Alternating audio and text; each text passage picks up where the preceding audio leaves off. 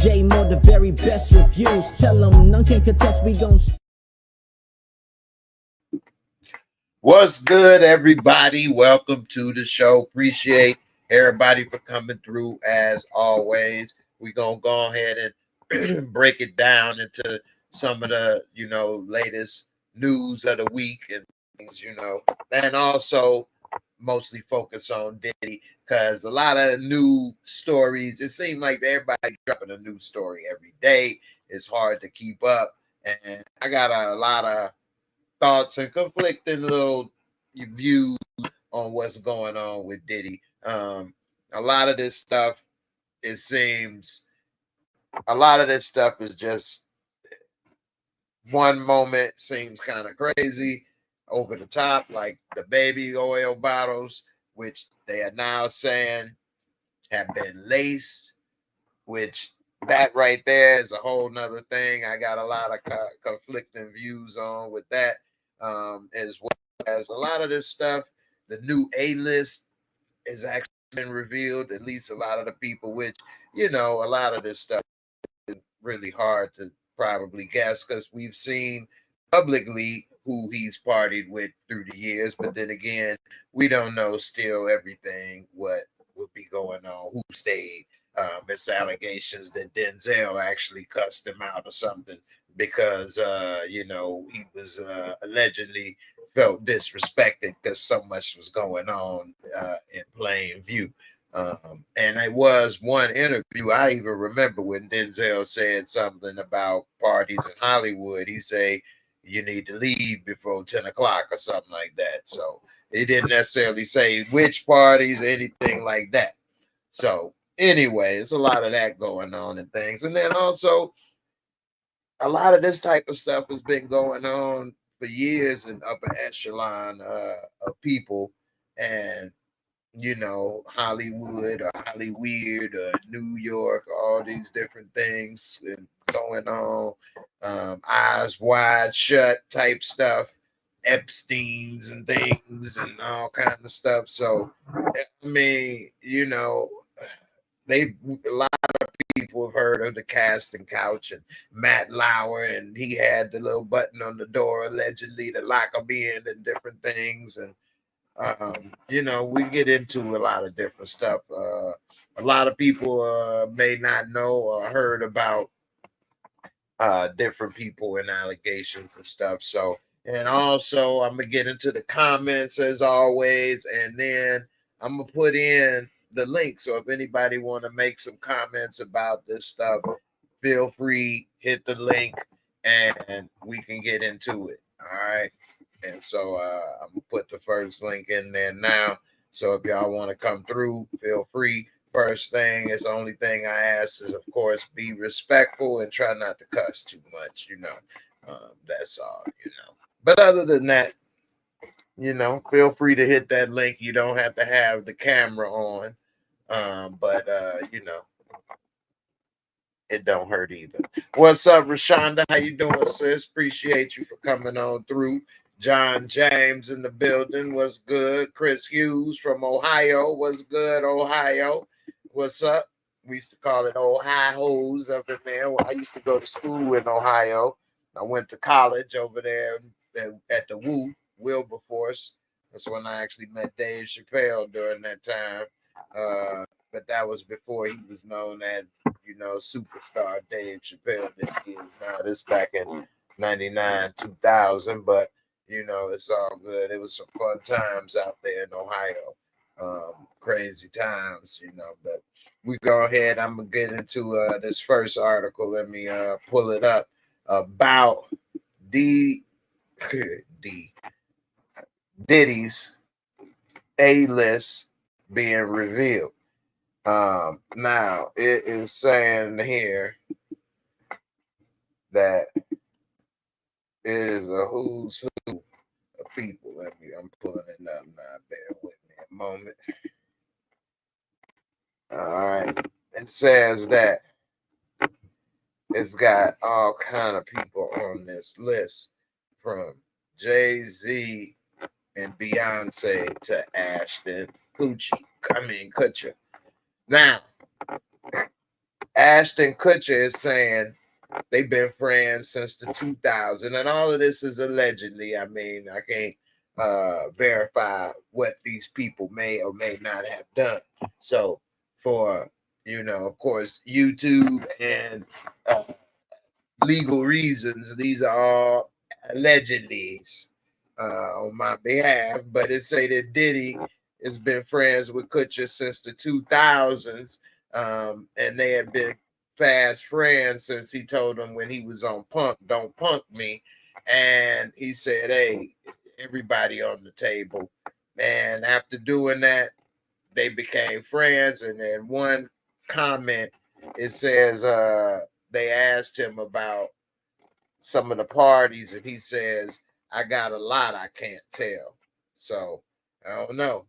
He was in there with Demi Moore and different things. Well, married to Demi Moore, I should say. And he's, hey, who knows what may or may not have gone down. Beyonce. Now it is somebody out there with allegations that he saw Beyonce receiving a tongue lashing as well as possibly giving one with Diddy while, Jigga was doing his thing. These are all big allegations. In the end, even if all of these things are true, they are still not crimes. But it says that she gave him a happy birthday on Instagram in 2019, which, according to this article, is to show that they still are close friends up until recently, at least. I don't know what that may suggest. But it says that the Beyonce curse is that the theory that an artist who wins against her should thank and praise her in public to prevent bad things from happening to them. I'm not familiar with the Beyonce curse. You all let me know if y'all heard of that. That sounds like some Swifty type stuff. But if that is the case, that's messed up. But anyway, DJ Khaled allegedly is one of the many A-listers as well. And it says in 2017, Khaled faced a jet ski accident while on his way to Combs' house, where he later received first aid from his friend. Then on his 47th birthday in 2022, he received a tribute from the now jailed superstar. Combs said, "I appreciate you loving me as a friend. You was king down here in Miami, and look at you now. God did. Huh. I appreciate you loving me as a friend. Why can't I quit you?" Jay-Z. What's interesting is Tupac was calling him Gay-Z for a long time. Now, I don't know. But it says that he was also friends with Combs, and they've been seen attending events, shows, and parties over the years. And they have done songs and collaborations together. But again, he was really close with Big. Big was tied in with Puff. And I guess when Big passed, they remained friends. They worked together. They still in New York. They both did a lot of similar things with the alcohol, the clothing, the music. Neither one of them really got into movies as far as acting and stuff. Well, Puffy actually did a lot of movies and acting versus Jay-Z didn't. But anyway, investing in things. So I'm sure they had a lot of things in common to talk about and deal with. So I don't know. They also both had interest in similar ladies at different times. So, JLo we all know was dating him and things. But it seems she probably had a lot more to do with these parties than a lot of people may have realized, which was one of the reasons they alleged that Ben Affleck left her and he moved out and filed for divorce because he got the heads up, allegedly, that this news was going to break more about her activities in the day with him. And it seems that she may have got in pretty deep with Puffy for a short period of time. Allegedly.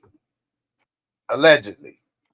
And it says that and her husband also broke some news that we get into a little later, but it says that they dated in the late 90s, called it quits in 01 during to alleged infidelity. And it says while speaking on their romance 2 years after they split, JLo said, I was in a relationship with Puff where I was totally crying, crazy, and going nuts. It really took my whole life in a tailspin. It says still the twosome maintained a close friendship over the years and was pictured in some of his gatherings in the past. And she was on the invite list for his 50th birthday party in 2019. Now, just because you are still friends with somebody doesn't mean you know everything a person does. I've been friends with people and I don't know everything they do, and they don't know everything I do.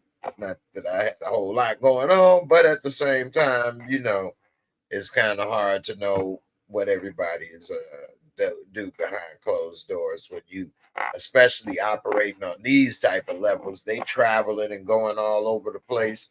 It's hard to know what a person is doing. Justin Bieber, I think, is probably somebody, in my opinion, that may have a lot of questions around him, I'll say.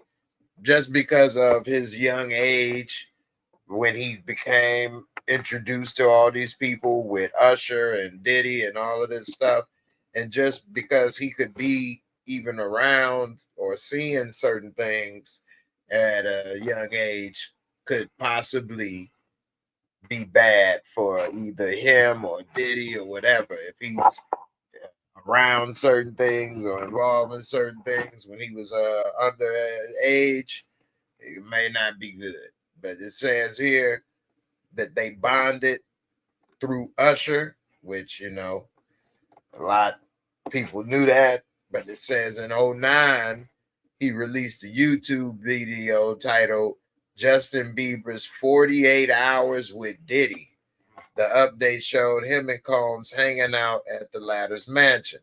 After Combs' arrest, another resurfaced video from December 2010 captured their awkward exchanges while at a recording studio. Combs asked, "What's up, man? You good? Selling out arenas and everything. Starting to act different, huh? You haven't been calling me and hanging out the way we used to hang out." That, while reading that, could mean anything. It says they collaborated on songs and albums in the years thereafter, but the baby hit maker reportedly regretted their ties after Combs' arrest. Well, I think probably everybody would say that. It says an insider told Daily Mail, so many people who helped to make him who he is were very close to Diddy, and it has completely thrown him. Justin hasn't been responding on this since the home raids, and he's not going to. He had a long break from Diddy when he believes most of this took place, and he had distanced himself from him. He was featured on Diddy's most recent album, and had he known any of this, there's no way he would have done it. I don't know. What do you all think? Let me know. What do you all think about Bieber? I got to see how old he is, but he does seem to have a lot going on. They do have some of these clips right here. I'm going to come back to this and go into these hyperlinks and see what they're saying about these resurfaced videos. LeBron James James, Queen James, as some people call him, LeBron Queen James. Man, LeBron James. I think he may have the most to lose if it turns out he's involved in this, to be honest with you, because LeBron James has had not only the greatest NBA career in history behind Michael Jordan.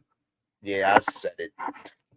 He the second greatest basketball player of all time. Second greatest. I think that's an amazing accomplishment. That's an amazing accomplishment. But you know what? The bigger accomplishment, I ain't gonna say the bigger, but another great accomplishment is that LeBron James has a great record as a person as far as no off the court problems. You don't hear about any, issues for the most part about LeBron like other pro athletes that's been in the spotlight since high school. So I give LeBron James credit in the fact that he's crafted himself a excellent public image overall.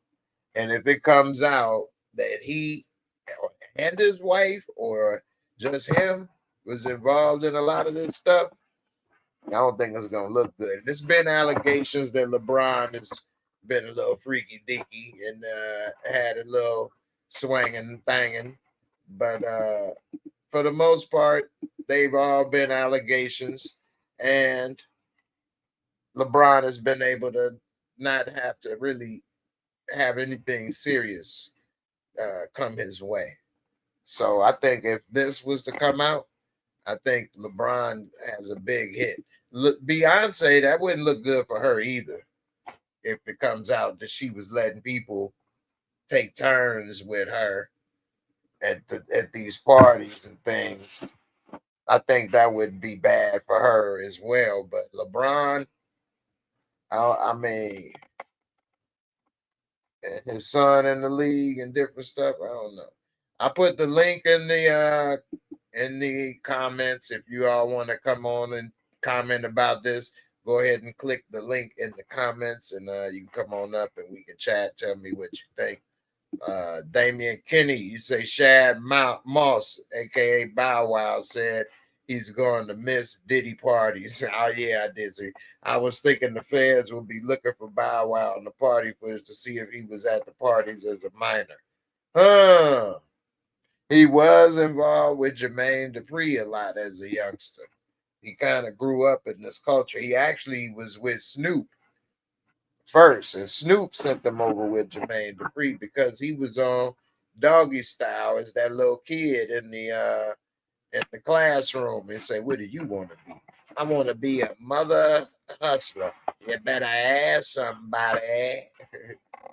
But yeah, that was it. Yeah. One Journey, what's up? What's up? I remember when she stepped away from his circle. Oh yeah, JLo. You say, "How is my journal?" My journal. My journey. My journey is all right. Let's see. Let's go back to this list. Leonardo DiCaprio.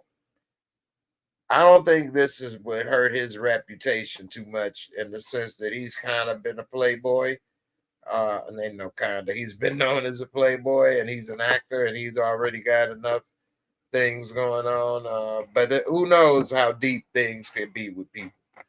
If it was alleged that he was more involved in doing things, it would definitely be bad. But it says that it's photos of him smoking at one of Combs' parties and dancing at his 50th, at Puffy's 50th birthday party in 2019. And it says that in 2017, interview with Vogue, the Finna Get Loose rapper said DiCaprio was the number one guest on his white party invite list at the time.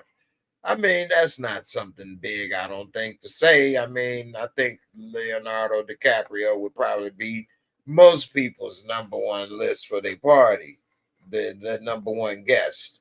But it says that as the public scrutinized their potential close connection, the source claimed DiCaprio had not had anything to do with Combs for years, long before controversies hit the 54-year-old record executive.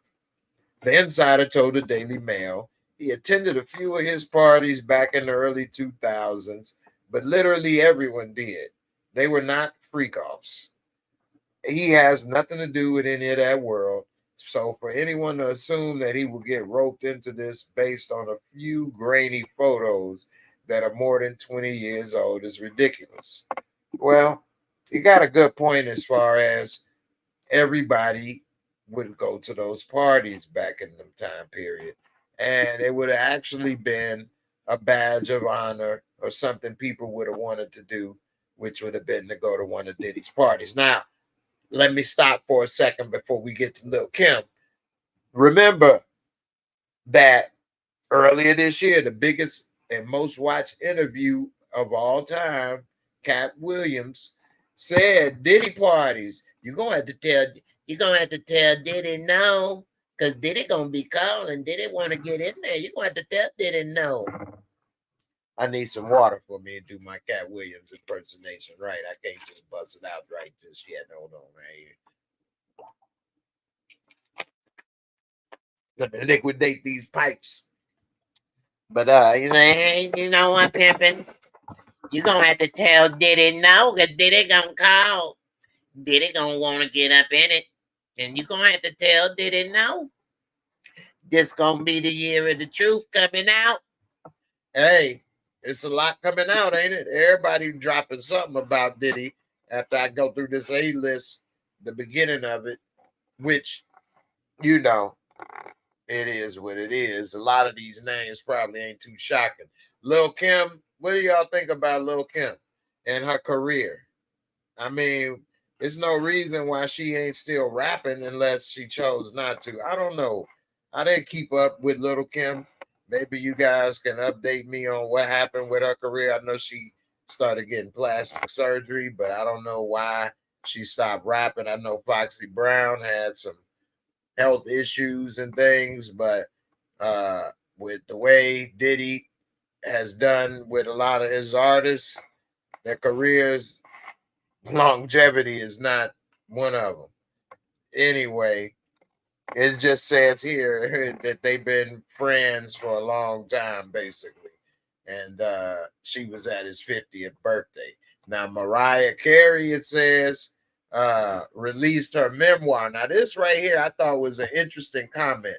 It says that in her memoir in 2020, the meaning of Mariah Carey, that's the name of the book, in which she wrote about Combs and her marriage to Tommy Mottola, who was a record executive for Sony. And it says, Carey quoted Mottola, Puffy will be shining my shoes in 2 years. It just took 4 years, but now, and that's a saying to not necessarily take literally. Like sometimes people will say in basketball, oh man, LeBron James couldn't shine Michael Jordan's shoes, meaning you ain't even good enough to shine my shoes. You ain't even skilled enough to do that. You ain't gonna be good enough. You ain't gonna have enough money, that you gonna need to shine my shoes. You wouldn't even be able to do that. You're gonna be so broke. So that can be interpreted in a lot of ways, not necessarily racist, but she took it as racist. And she said it was one of the very few times I stood up to Tommy telling him that what he had said was blatantly racist. I was pissed. Sean had never seen me talk back to him. He was shocked that I showed my anger. I don't know who Sean is. And also, this is one quote. Puffy will be shining my shoes in 2 years. I don't know what was said before or after. So it could have been racist. It may not have been. I don't know. But you'll be shining my shoes. You can't shine my shoe. These type of things is old school talking ish. But it says that Carrie and Combs sparked dating rumors when they worked together on her album Butterfly in the 90s, but she dismissed them in an interview with MTV Raw. So I never heard of those dating rumors again. I never really follow a lot of this type of gossip type stuff, but some things are just so in your face that you can't ignore, like what's going on now with Diddy. Naomi Campbell, I do remember being around a lot in the 90s, early 2000s.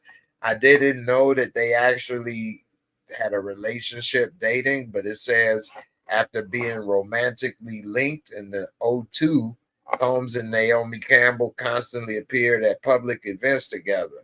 And the supermodel even praised the late night rapper in her interview with AOL. Campbell said, I just never know what's going to happen with Puff. It's always something magical. I went to dinner with him a few weeks ago, and after dinner, we ended up in a recording studio with 4 boy band groups auditioning. It was the most amazing talent. Oh, I should do it in her voice. It was the most amazing talent. This is why for me, when I'm with him, I just roll with it. I love his company. I love his demeanor. I love his love towards me, and I love our friendship. I threw a London bash to celebrate his 54th. So that was in 2023, last year. She threw a bash. She threw a London bash. Rick Ross. How many of you all remember him? Puffy was on some Instagram live or something, and he said, uh, you know, Rick Ross. Oh, Rick Ross. Oh, maybe his lips was dry, but they say, hey, it says they've been in the same friendship and musical circles for years.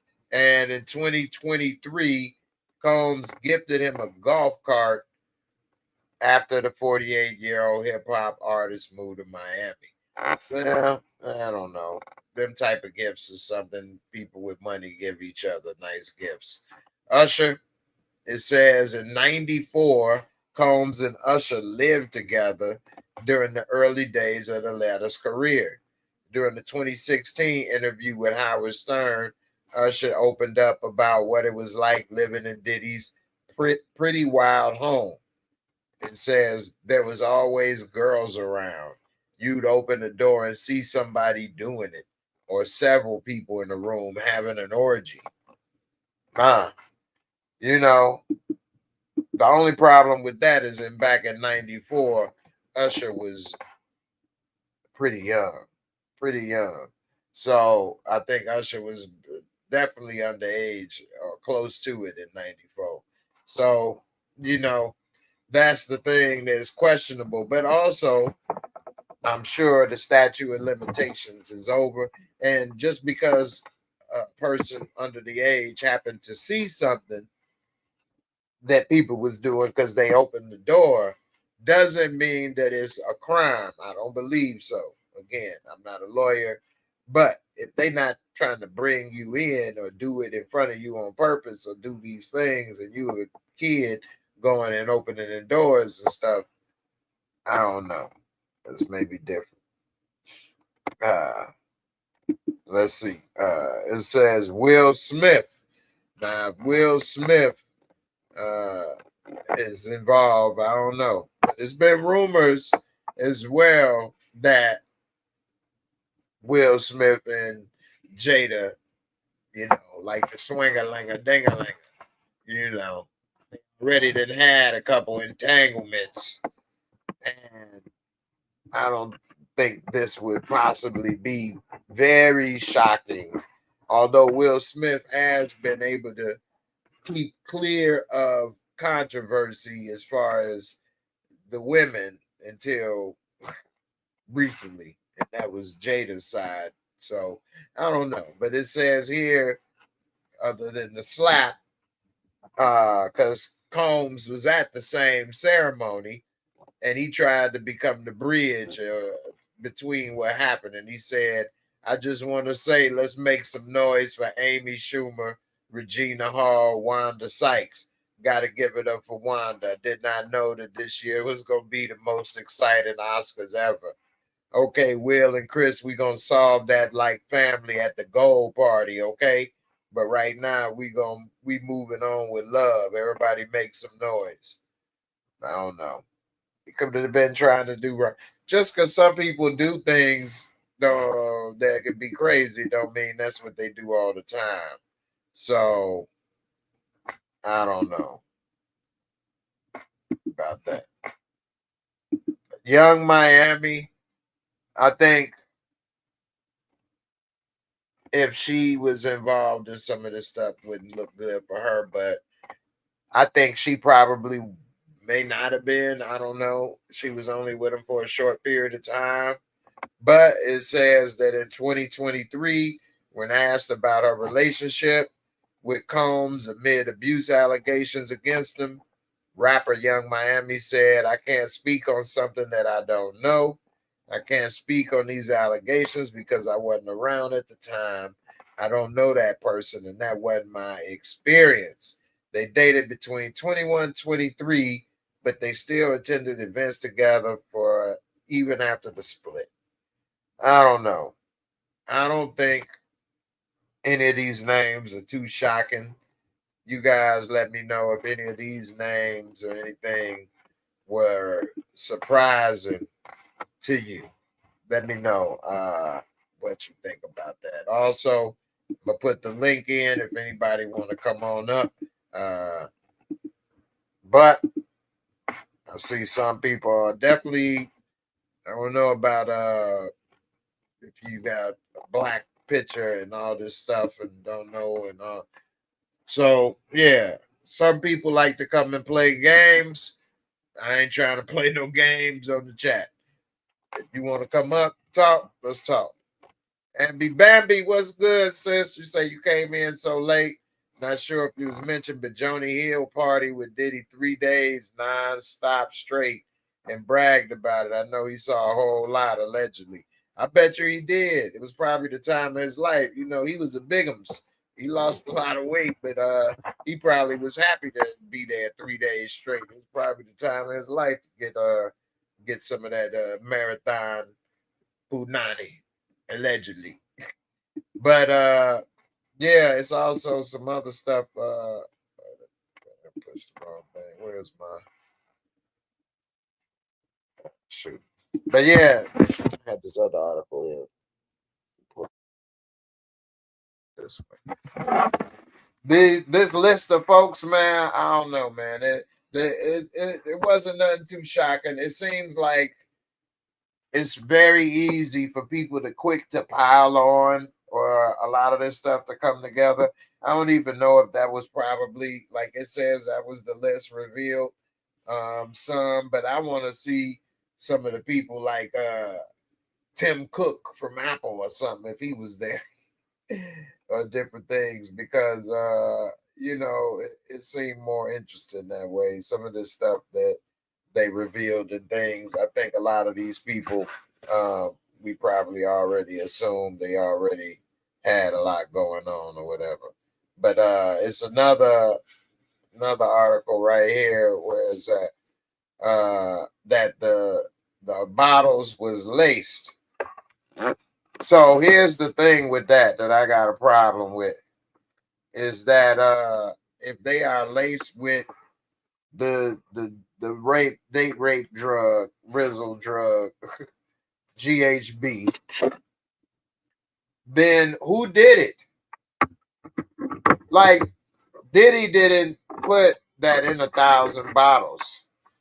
So like there should be accomplices and stuff and other people going down. What everybody gonna say he made me? So what? Nobody else is culpable for their actions but him. I think that's how they trying to frame it to make it seem like he was running a mafia organization or something. Because who's, even if you had this, first of all, I'm gonna be honest. I don't know what. Look at Siri talking crazy. It done messed up the dang on podcast.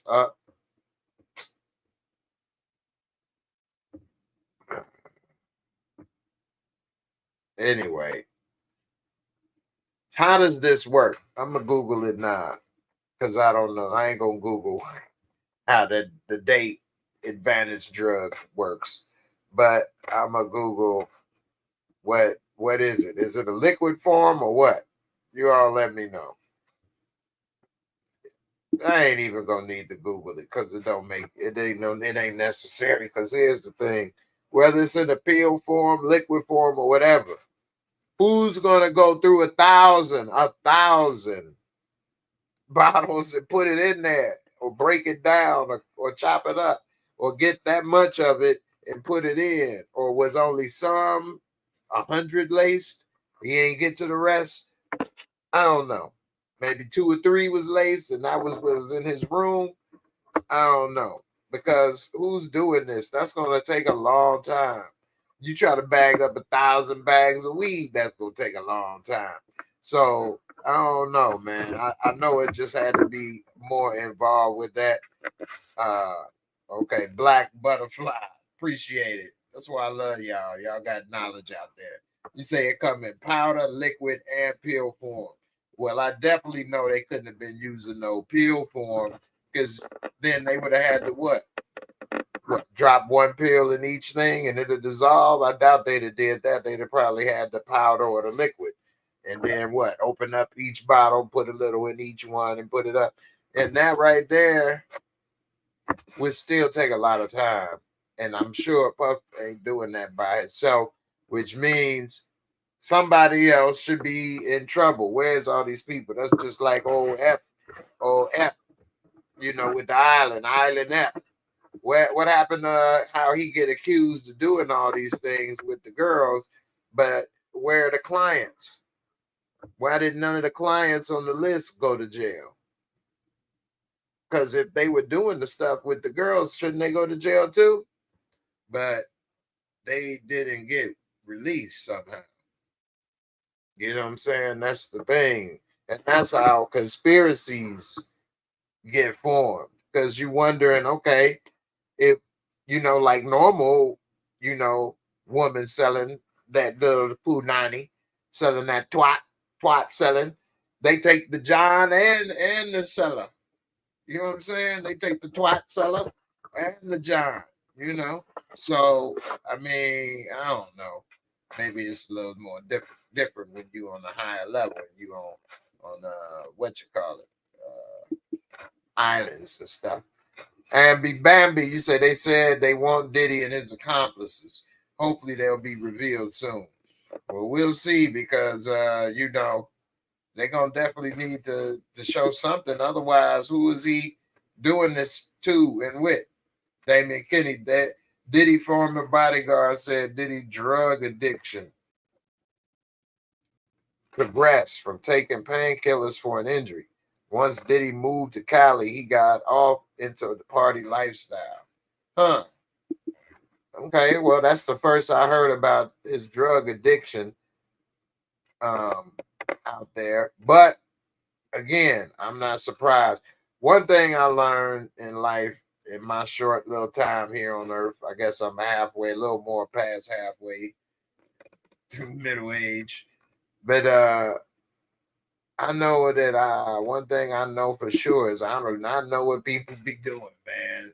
I don't put anything past anybody I do not personally know, because I don't like to say what somebody would or won't do, man. You don't know what somebody would do. I know I done seen too many people on the block talking about, man, I wish you would. He ain't gonna do that. He ain't gonna, man, he ain't about. And next thing you know, they picking their face up off the floor. So you don't want to be talking about what somebody ain't gonna do or what they would do, because too many times what you gonna do is end up getting your whoop. You know what I mean? I got a surprise guest coming through. Long time no see. My man Larry in the building. What's good, man? What's happening, man? It's been a while. Yes, sir. Yes, sir. Good to see you, man. How's it been? Oh, man, it's been pretty good. Everything's everything. You know how it is, grinding it out on this YouTube thing. Man, tell me about it. Tell me about it, man. So what's up? What you think about this Diddy freak offs and stuff going on in this list and what's going on? Man, I'll tell you, it's funny when you watch some of this stuff. It's like, I know people a while back thought Justin Bieber was crazy and he had gotten, he had found some religion, and people were like thinking that he was just being taken advantage of because he was spending a lot of time with this pastor and all. I think that's just a lot of people. I think that's him. And it's been with some other folks trying to reconcile some of the things that they have done and seen and things they didn't say anything about, probably some things they participated in. And they're trying to get their mind and their body and their heart and their spirit right after all that, That's a good point, man. I forgot all about Bieber and his wild stage and stuff. So yeah, because you look at look at him with Bieber with that. You had what's his name? Mace, he went and got all with his religion. And then you had the same thing. Craig Mack got that way. And he was like, he wouldn't even, when he passed away, he wouldn't even let Diddy or any of those people in the music industry pay for anything. They were talking about they want to pay for his funeral. And he told his religious community, don't let them pay for anything. Don't let them come. Don't let them see. I don't want them to have anything to do with this. He was completely done, That's a good point. They all got ties with Diddy too, and they all needed the Lord after that. Yeah. I mean, I think there's some people who find their way just doing whatever. I think there's some people that are just like, I'm just going to try and fade away into the darkness. Other people stay in the midst of it. Other people are just like, I know better than this and I still did it. And now I need to get right. Yeah. So, yeah. If you have that groundwork of a religious foundation at a young age, and then you go off into that type of world and then you start doing stuff or whatever, you can have a guilty conscience or maybe conflicting in things, or because remember, even Vanity had that. That's before Diddy, but she ended up changing and stuff. So yeah, she went and got with the Lord, stayed that way until she passed, Yeah. And a lot of people that alludes to, like what I was saying earlier, not to justify what this freak off and all this stuff may have happened, but everybody know it, like Eyes Wide Shut, people been on casting couch and stuff. A lot of people may not know, but Brando was notorious for allegedly doing everybody in Hollywood, men and women. Even Richard Pryor allegedly, Marlon Brando and Richard Pryor had some allegedly go down. I don't know if you ever heard that or whatever, but I remember hearing some stuff, not with Brando, but I've heard that Richard Pryor was into some stuff, and this was back in the day before it was kosher to really talk about gay stuff or bi stuff. And he was sort of halfway out and open with it about some of the things that have happened to him, but I think part of that was because, he was raised in a brothel, and so he saw a lot of stuff. He experienced and saw a lot of things. And I think in that sense, he was probably just more open with sexuality in some respects and more free to talk about things because it wasn't as taboo to him. After you see certain things at a certain age, it becomes less taboo. That's true. And in his day, even for black men, you still couldn't come out saying I was doing this and that. He would have lost a lot of credibility in the community saying that. Yeah. So, yeah. Especially with Marlon Brando at that. So, but it's just it just tells you there's just like there's so much in in Hollywood and the music industry. There's just it's I mean it's just crazy because you think about you think about all the people they folks talk about, these people trying to get it, trying to come up and make it, and they're getting taken advantage of. And you often hear about this and you think like, oh, these are young people or new people trying to break in. But then you hear about stories like this where these are people that have been in the game, they're established in the game, and they're still being sort of, I don't want to say forced into it, but I mean, if somebody's like, I got freak off tapes so of you, you're coming back to our parties. Otherwise, you know, what do you do? You know, I mean, and that's that same thing about when people would talk about the blackmail basically in the industry, and when people would allege about you know, Illuminati and all of that in the industry, or who has this or make people do that to get in the business and things. Right. You know, it don't look good when all of that is happening with that, with certain tapes and things, because they said they got a whole bunch of tapes from his house. It was what, cameras in every room, and things. So, you know, hidden cameras though.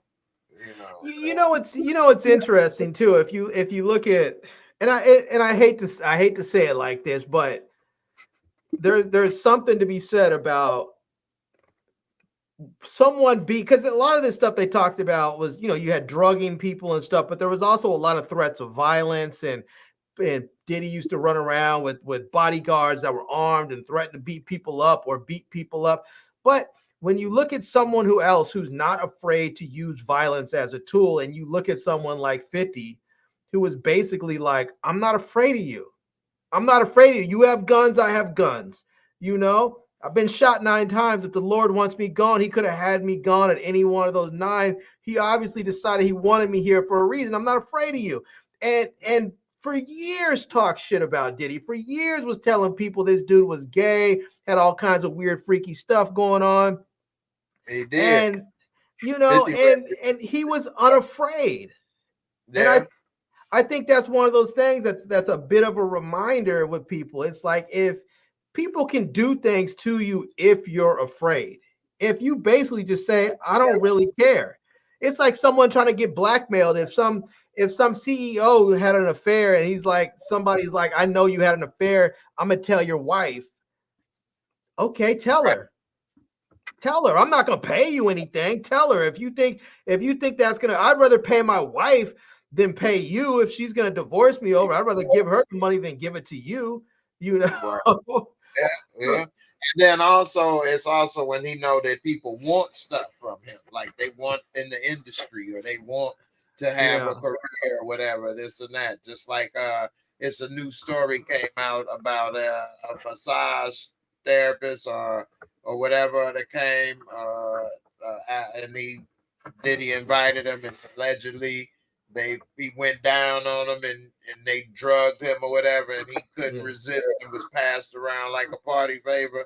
It's like these people don't reveal this stuff until everybody does, because he wanted to not say it and then lose clients potentially, or not get that access or whatever. So, you know, you try not to say this and that, and then you get put in a bad situation because you don't want violence because you're afraid of that, or you're afraid of career suicide, so to speak, possibly blacklisted. And then, you know, it's kind of like manipulation, because you think, oh man, this person's too big, you know, to fail, too big to go down. But if you, I don't know, man, it's like, it's hard to prove where the crime is. So what I look at is like, all of this stuff could be considered weird, crazy, whatever, but where's the crime?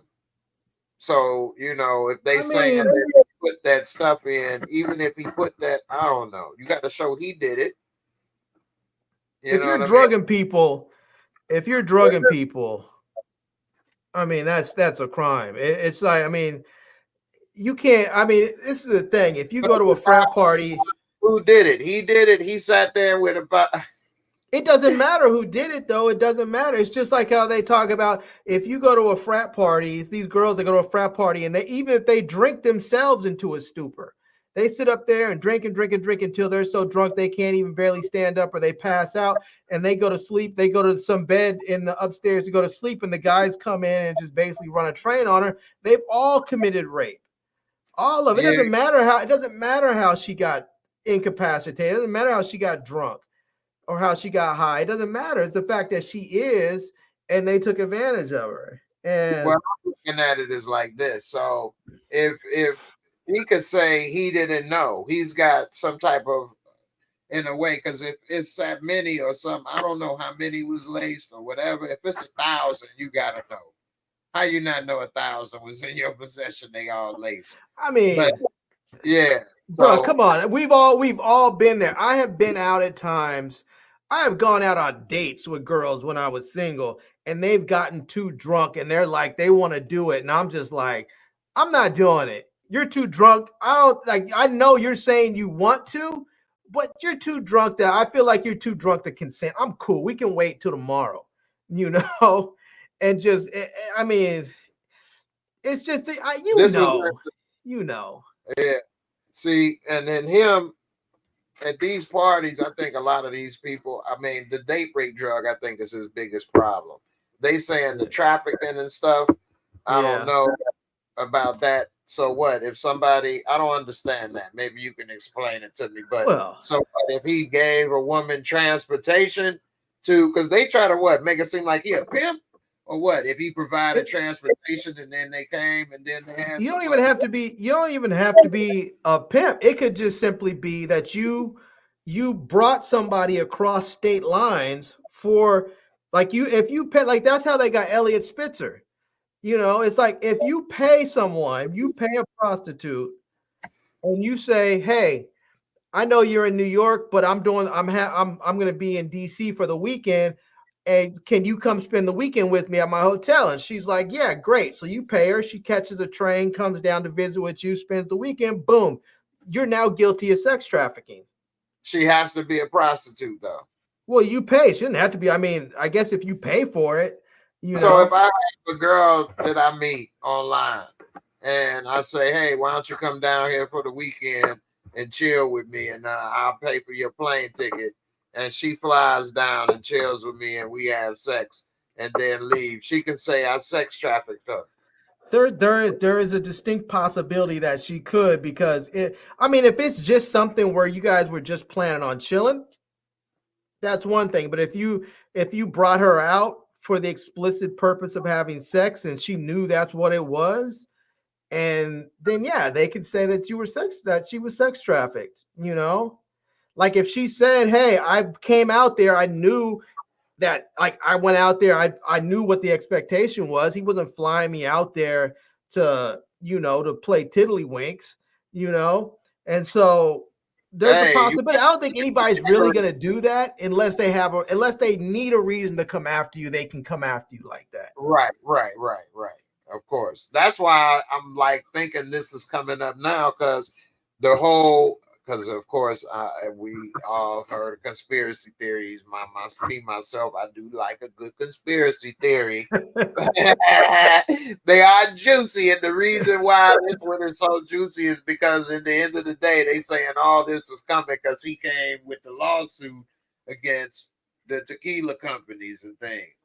And now this stuff is starting to come out. Now they done unleashed the floodgates, and now it's like the pile on, and it's also hurting him for his own court case with these cases, because he's already convicted in the court of public opinion. How is he gonna get an impartial jury anywhere in America, pretty much? And then this is gonna take up all his money, time, and focus to be trying to deal with suing them, which that ain't gonna work out. I mean, this is. I mean, I've heard some pretty horrible stories. Like there was a story I was reading about a dude he basically forcibly raped in a back room at a Macy's. So they talked about this guy was working for a Macy's. Yeah, it was bad. It was Macy's was I guess was a big proprietor of Sean John stuff, and so they.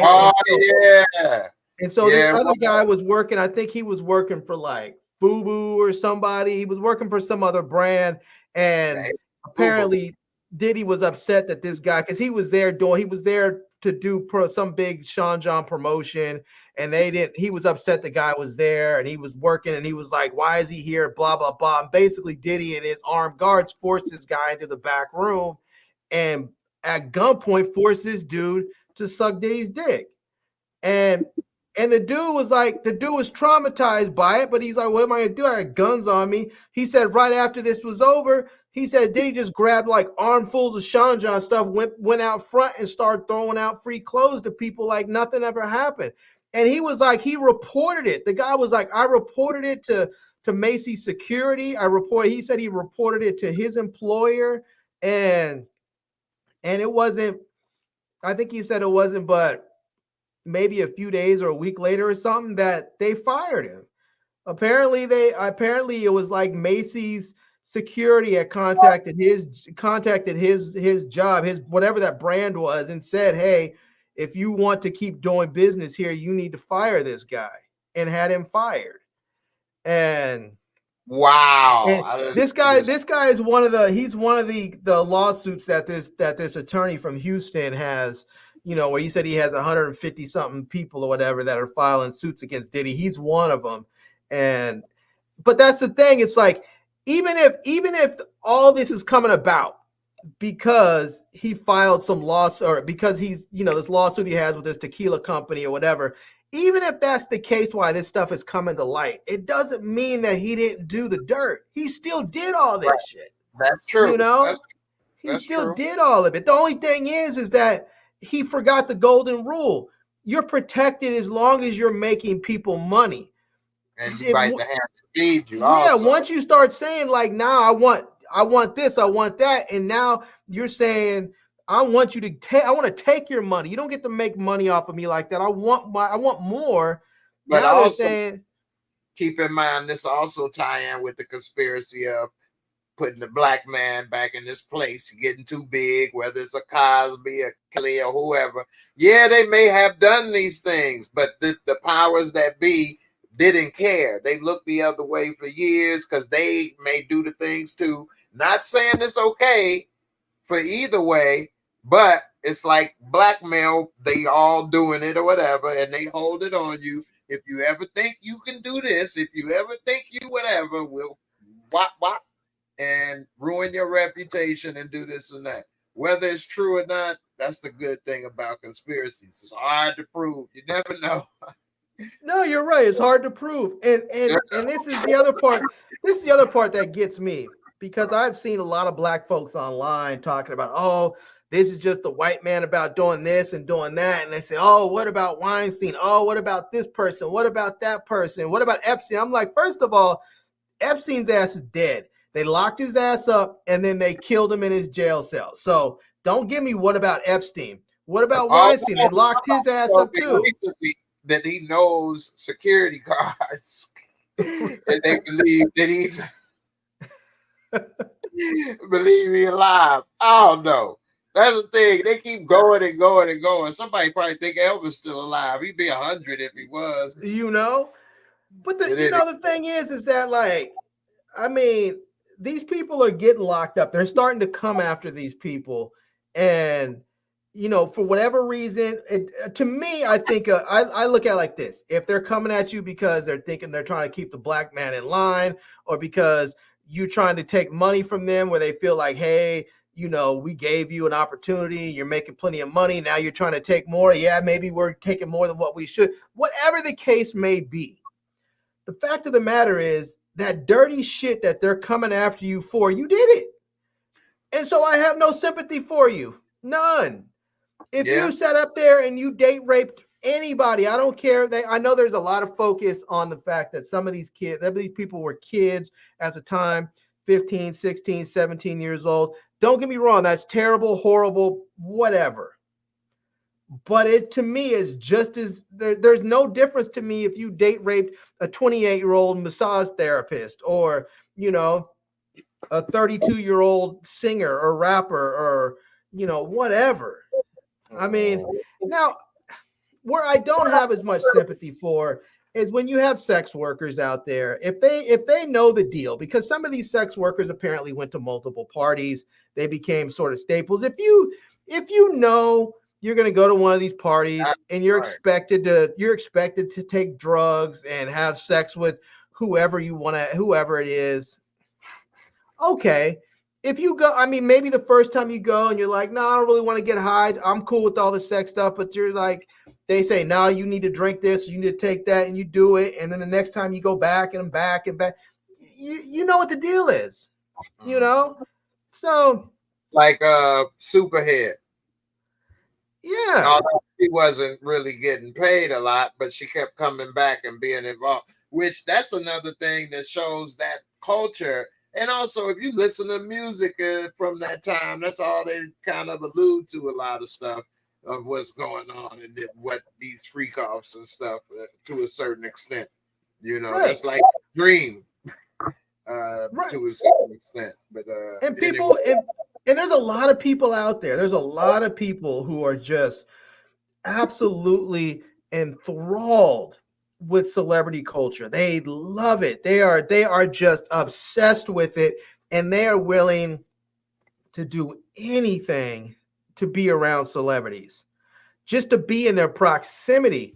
Like, I have done a fair amount of work around and with celebrities when I was, because I lived down in California. I was a photographer and I worked for a number of record labels, and I was around quite a few of them. And at first, if you're a fan of somebody, maybe it's kind of cool to be around. But then after, 15 minutes, you're like, it's just a regular motherfucker, just, and that's what it is. You talk to them, they talk back. You guys are sitting there chit-chatting, and that's that. It's no big deal. But one thing that I realized early on is, like, I don't want to go. Like, if someone said, hey, you want to go on this yacht party? Nah, I'm good. Because these are people who could do whatever they want. And there's basically no real consequences, And so if something happens to you, there's no real recourse. If you go on some yacht party and somebody gets mad at you and hits you over the head with a bottle and really hurts you or kills you, depending on who it is, they're just going to cover it up. They're going to make it seem like you got high or you slipped and hit your head, because there's too much money these people are generating for other folks, especially white folks. There's too much money to be made for them to let that all go by the wayside because of some unknown person like me or some random hot chick that's off Instagram. You mean nothing to them. I never thought about it like that. As far as if something happened to you, they just write it off or get a lawyer or whatever, and then it'd be the end of it. Pretty much, it'd be like, oh, it was some accident or this or that, or da da da da da. So yeah. Yeah, or maybe they pay, or maybe they pay you, maybe they pay your family or somebody $1 million or $2 million to shut up. And for the average person, that's a lot of money. For them, it's an operating cost. So I don't care if my family got the money. I want to live. Shit, they can go to work. Take their ass to work.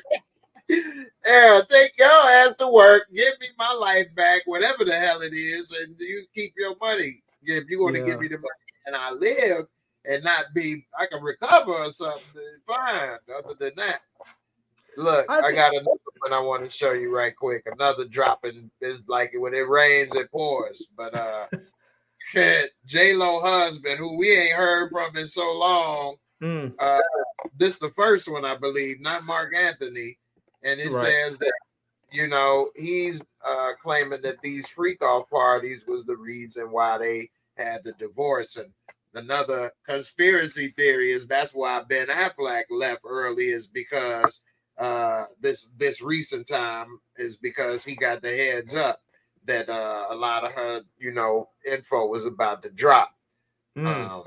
So it says that Ohani Noah, JLo's first husband, took to social media to distance himself from all the parties. And he said in a post about the Instagram, and the freak offs on his look at JLo back in the day.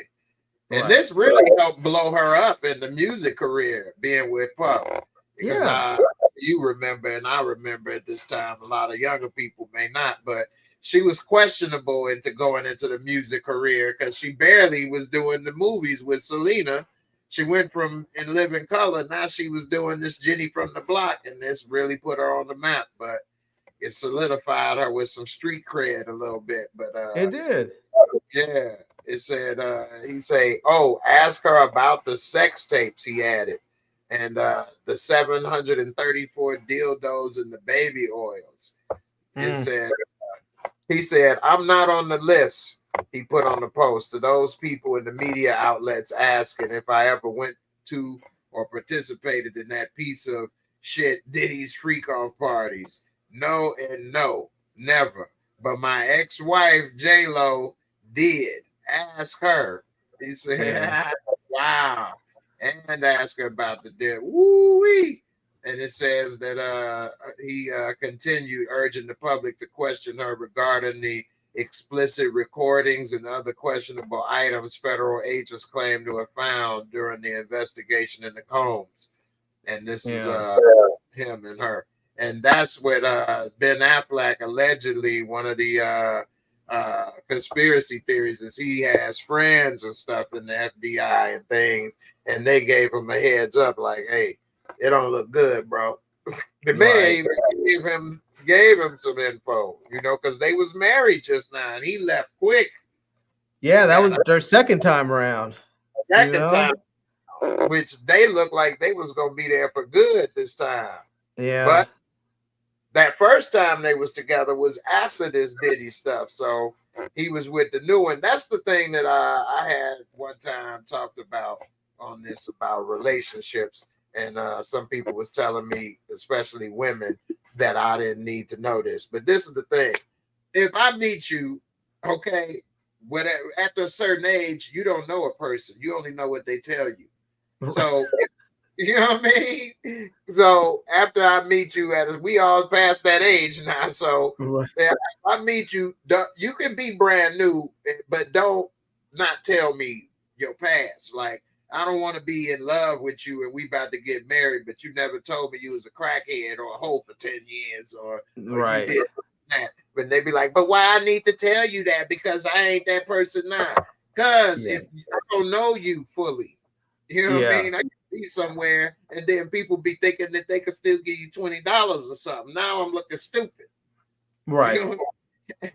No, so, I mean, it's true. It's sort of like you can't, you know, you can't meet somebody and he seems like, you know, it's like you meet some dude and he seems like he's a great guy, nice job. And then you find out later, like the dude was locked up 15 years for murder.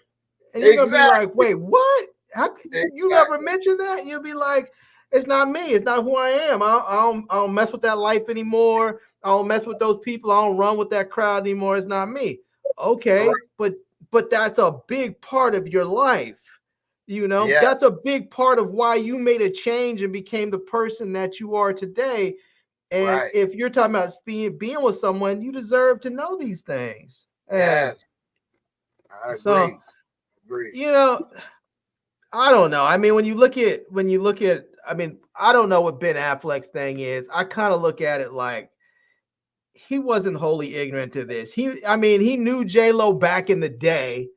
And he knows JLo today, and he's been in this industry. He's been around those circles.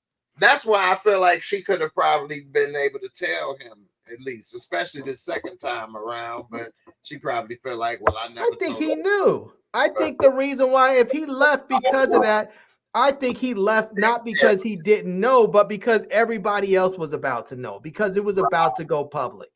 That's what it is. Good point. That's a good because point. there are a lot of like you will hear this at times especially with politicians and their wives.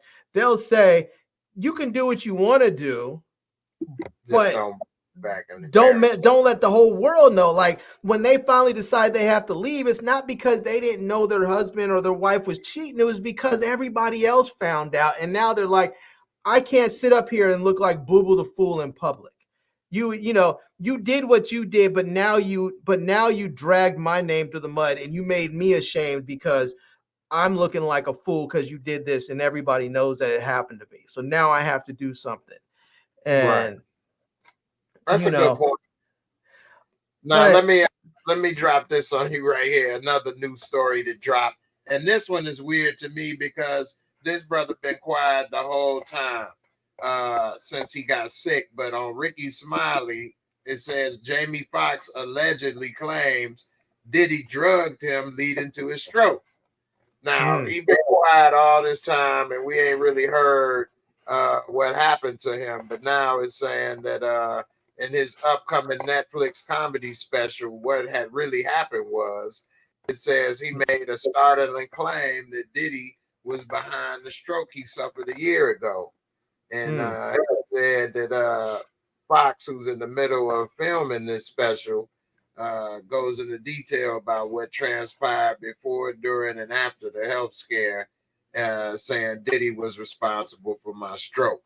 Now, he could be joking, being a comedian, and saying, hey, he drugged me, and that's what happened to me. But then again, who knows? What's your thoughts on it? You think he just joking possibly, or some truth behind it, or what? I mean, people could joke about the truth all they want. I think there's oftentimes that people say things in a laughing matter to make it more palatable and digestible for people, but it's still truth, you know. And Jamie Foxx has been known to be one of those sort of freaky type dudes that was always up there getting with women and having crazy parties and all that stuff. He was in that life. He was in that lifestyle. There's a lot of people in Hollywood that, like, there was an article about Denzel, and he was at a party with his wife, and apparently he used to say, if you go to a Diddy party, you need to leave before the devil shows up, you know, because he's gonna show up. Yeah, he got mad. He felt disrespected or something because there was too much going on too early. He felt like, hey, you know, hey, you ain't even appreciating it. I'm here with my wife. Y'all crazy. You know? And so, you know, so I mean, it sounds like Jamie Foxx was probably there doing his thing. I mean, maybe he did get drugged and that caused a stroke, but it doesn't seem, I mean, he probably knew what was going on at these parties, which is the reason why he was there.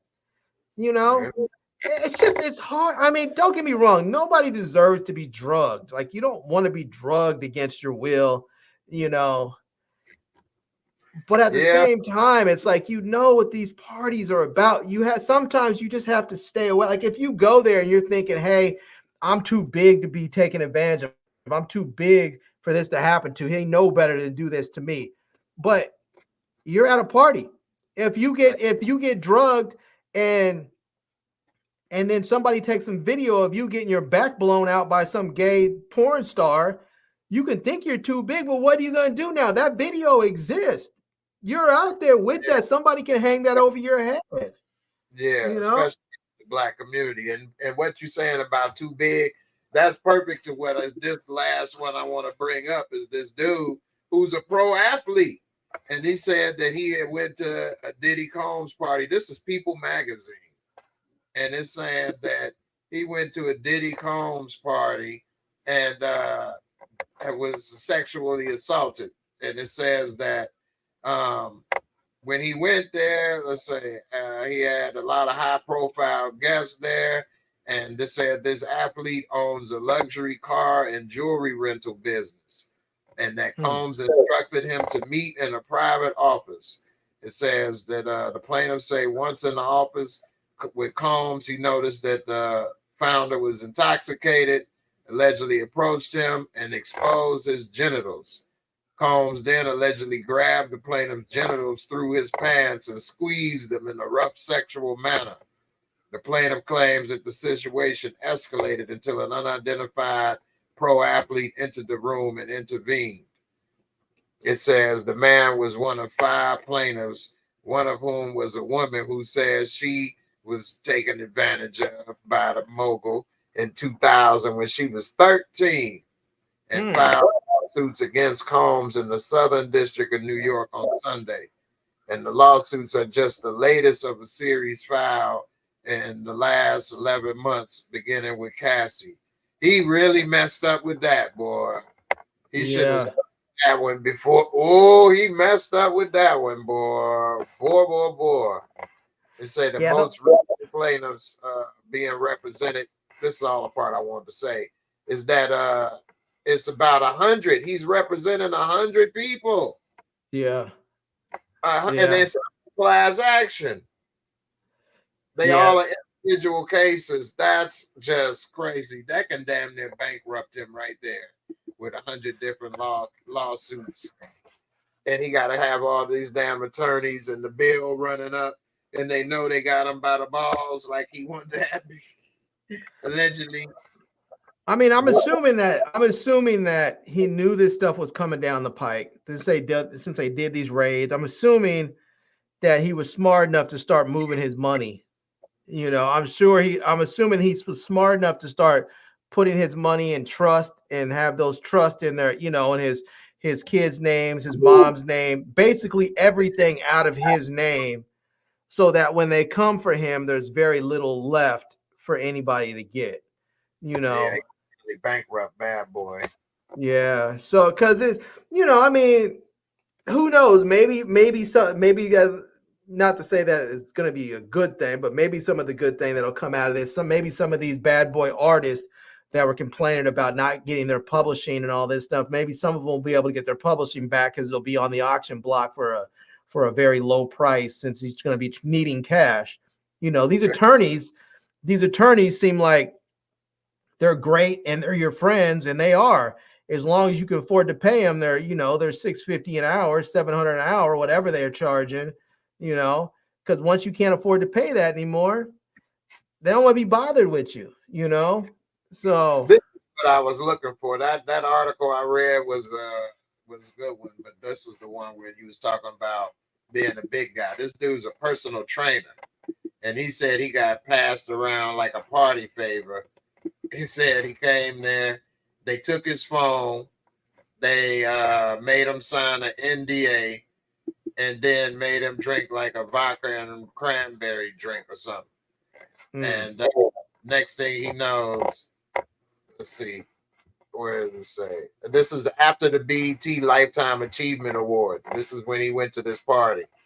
And it said that it was an after party. A fashion designer told him that Combs was impressed with his fitness regimen and wanted to meet him in person.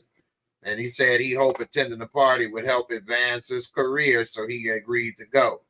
Upon arrival at the Hollywood Hills mansion, he was required to sign the NDA, handed a drink that looked like tequila soda with cranberry juice, and then he began to feel disoriented, dizzy, and weak. It said Combs later approached the trainer in a smaller room where multiple celebrities were engaged in group sex activities. It removed his pants and performed non-consensual oral sex on him. Combs then allegedly coerced the trainer into performing oral sex on another unnamed celebrity, identified only as Celebrity A. Who is these people? That's the thing. Like, who are these people? Do they know that this person was this way? Because they could either be guilty or be saying, corroborating with Diddy that, hey, no, this person was willing. I don't know. But a lot of sounds to me like some of these other folks were willing. It sounds like they were there doing their thing, partying, and people always talk about all this freaky stuff, and they talk about all the gay stuff that happens in Hollywood. Because if you're up there and you're thinking like, okay, you know what? Maybe your natural inclination is not to be with women or to be with men, but you're like, screw it. If I do it, I'm going to end up getting the next movie role, or I'm going to end up getting my album's going to actually get a release date. They go to Rome and it's TD Jakes, Stephen Hawkins, Diddy, Rick Ross.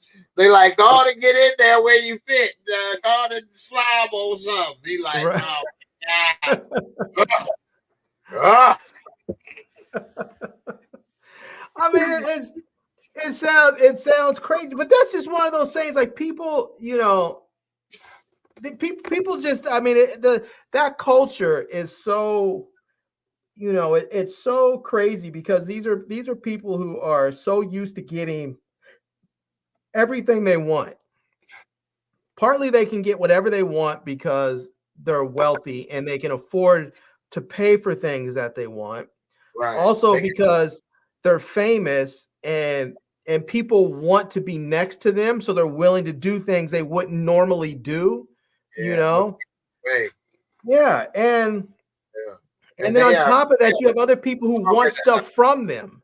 You know? Yeah, and they're stronger than the average person because of their wealth. It takes a bigger group, like possibly this tequila situation with Vanguard and BlackRock or whatever to bring something to slow it down, or Cassie having enough with her information and videos and things to have an attorney that was like, we got this enough to take him, you know, serious like that. Although that is also a little questionable with me as well. I mean, yeah, he did kick her in the head and do those things, but wasn't she robbing him? I mean, not to say that's verified, but he handled it streetwise. You tried to steal from me. I caught you. I kicked you in the head, kicked your ass. I left it alone. What he should have did is catch her and call the police. And then that couldn't have been brought back against him.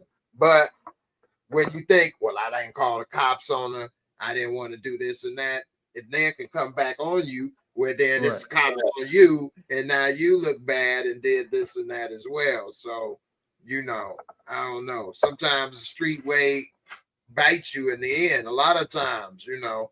But that's the thing. You no longer get the privilege of acting like a street nigga when you're worth $500 million. You no longer have that option. You just don't. People don't look at you as a street nigga anymore. They're just like, no, you don't get, like, if you know, let's just say, I don't know. I mean, what y'all tripping?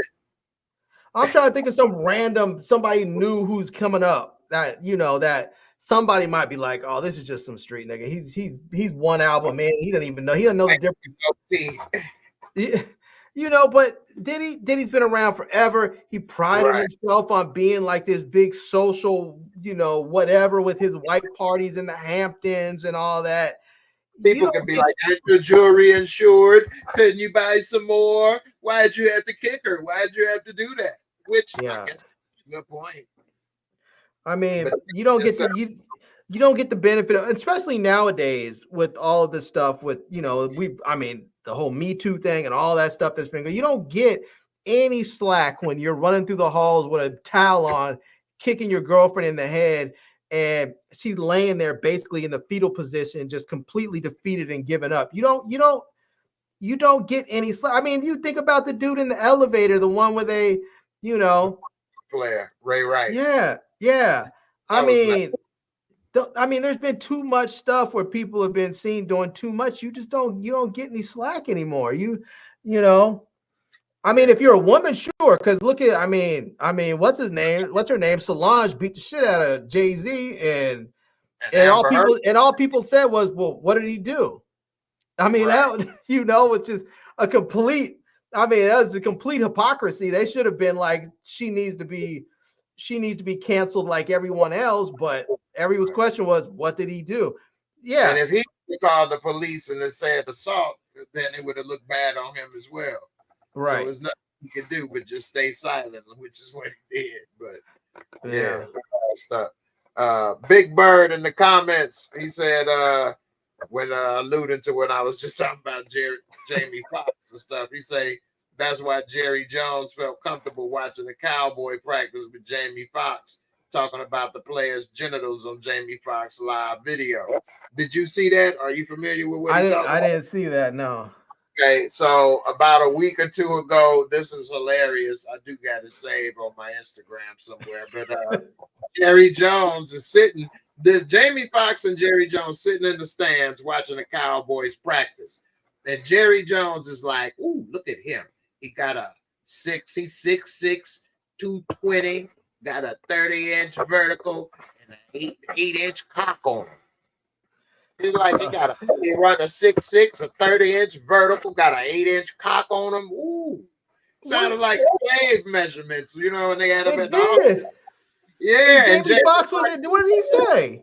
And Jamie Foxx is the whole time Jerry Jones is talking. Jamie Foxx is just holding the phone, not saying nothing, and you can see Jerry Jones behind him, and he holding the phone, and Jerry Jones is behind him, like behind him and to the left, and Jerry Jones is just talking, but he looking forward. He don't even see Jamie Foxx, and then he say that, and then when he say he got an 8-inch cock on him, and Jamie Foxx be like, and then he turn it off. I mean, an 8-inch cock on him. I don't say it's not surprising at all, because I mean, it's not like we haven't heard Jerry Jones talk about all kinds of craziness like that, and it sounds like it's some slave auction shit that he was doing. But they need to get rid of him, just like they got rid of what's his name, Sterling from the Clippers. They need to get rid of him. You know, that's hard. He the number one owner as far as been there the longest. Now I remember when he was the newest in the 90s when he bought the Cowboys. Remember that? And they was all talking about how much he paid and stuff. But now it's the number one franchise and value and all that or whatever. But he needs to go. Soon. And look how he is. He's barely moving around and stuff. Yeah. So I just, it's the thing that bothers me is that when you see people that have been around long enough, like Jamie Foxx, it just shows, like, I know people look at them and they think like, oh, he's been around for this long and he has such a certain amount of power in Hollywood. It really shows they have no power. They have no power in Hollywood. When you're around that, it's a big difference between someone who makes $2, $3, $4 million a movie versus a bona fide billionaire. And you're afraid to say anything.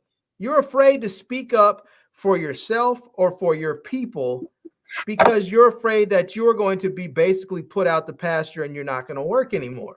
Well, that's the problem with the whole industry, is you're dependent on somebody else to give you your job. It's not like you could be a photographer and just start doing it, or you can go and work somewhere and and it's subjective.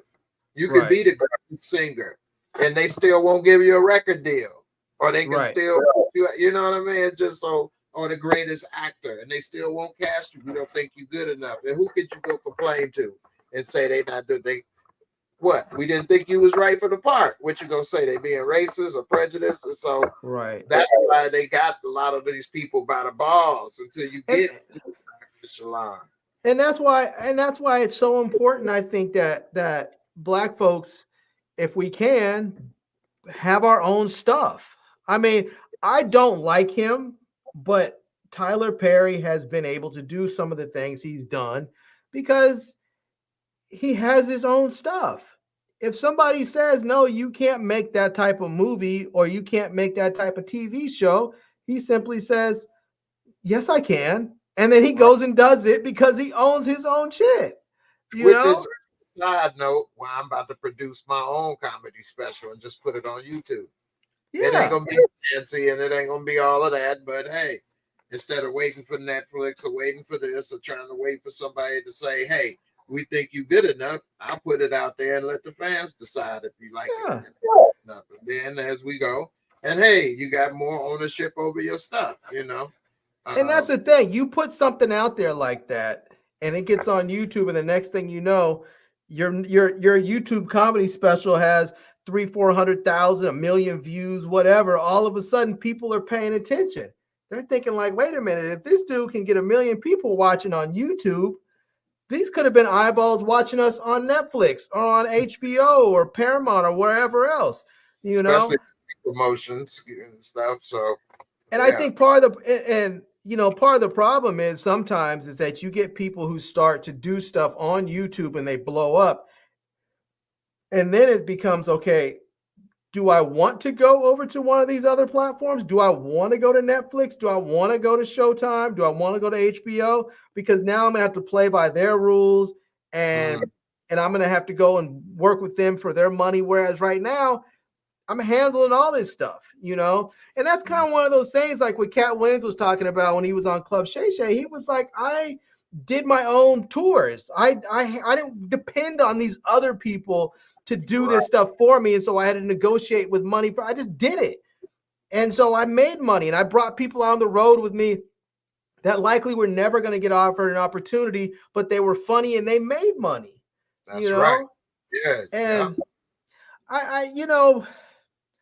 I understand that there's a lot of money out there to be made with traditional media, and white folks have a lot of money, but black folks have a lot of money too. We have a lot of money to be spent.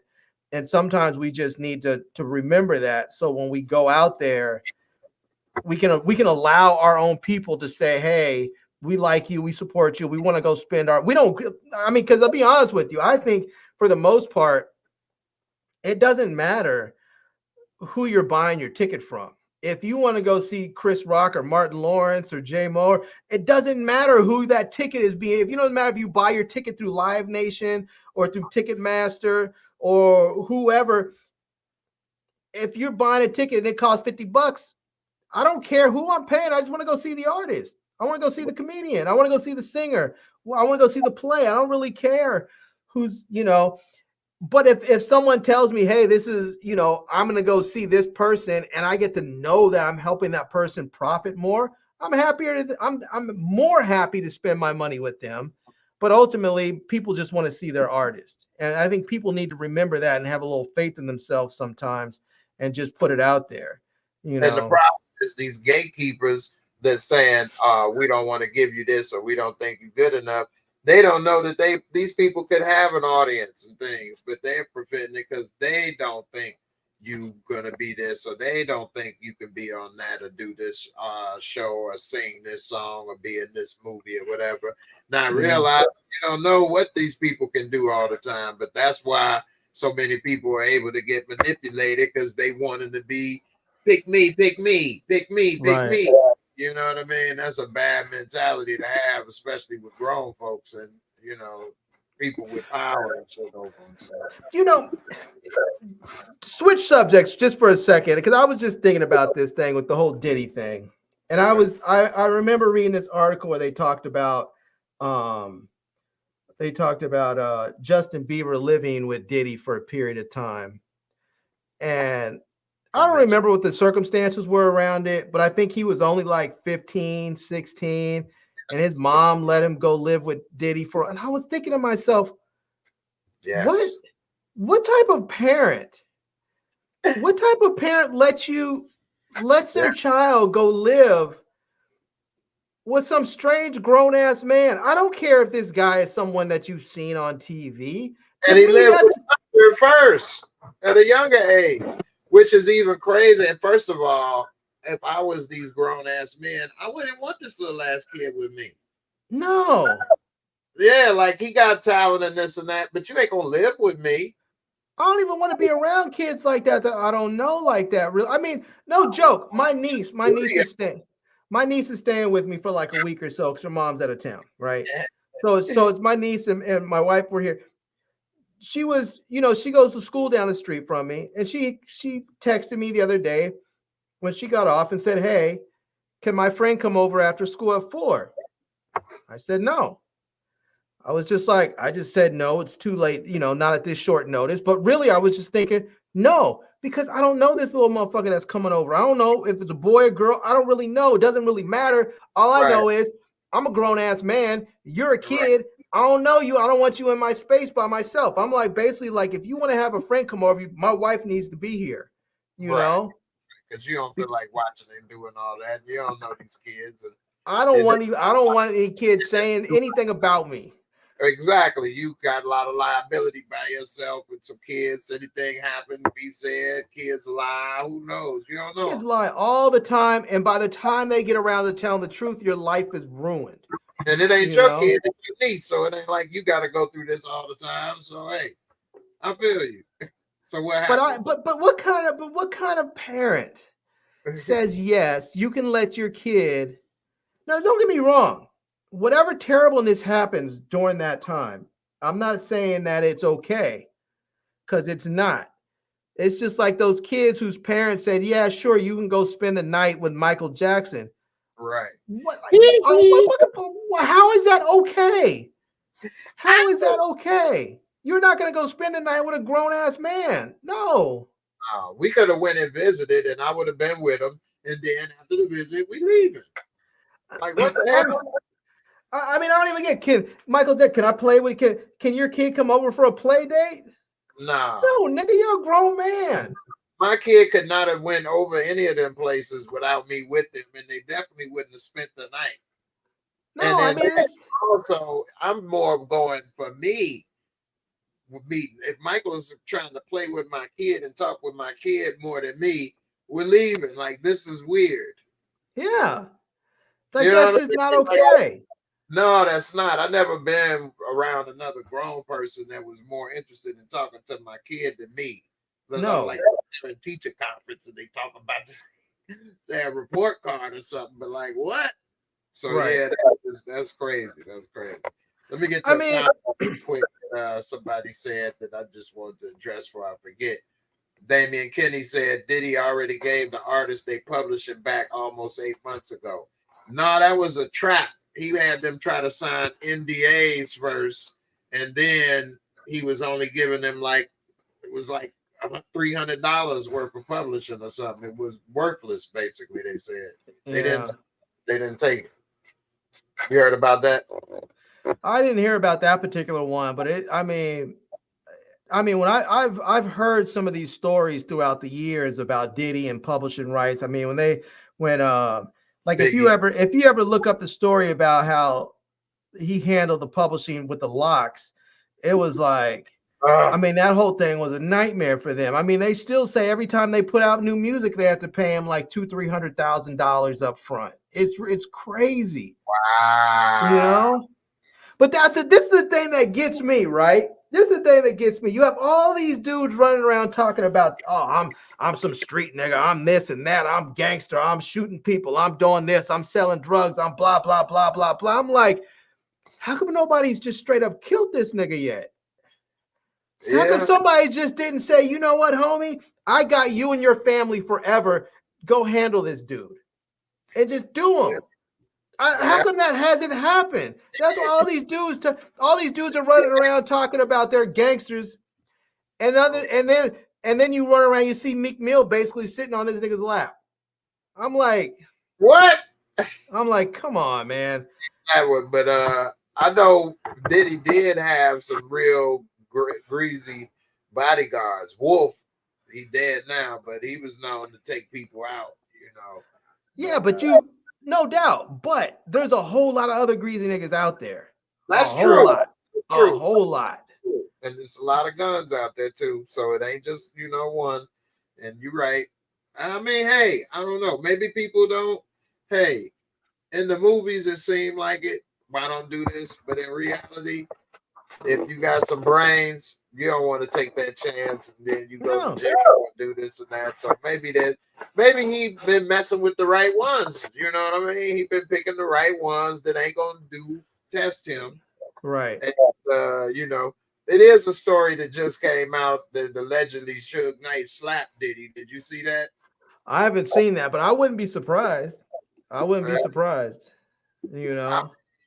I'm surprised to hear this one for the first time because I ain't never heard that they got close enough for any altercation like that.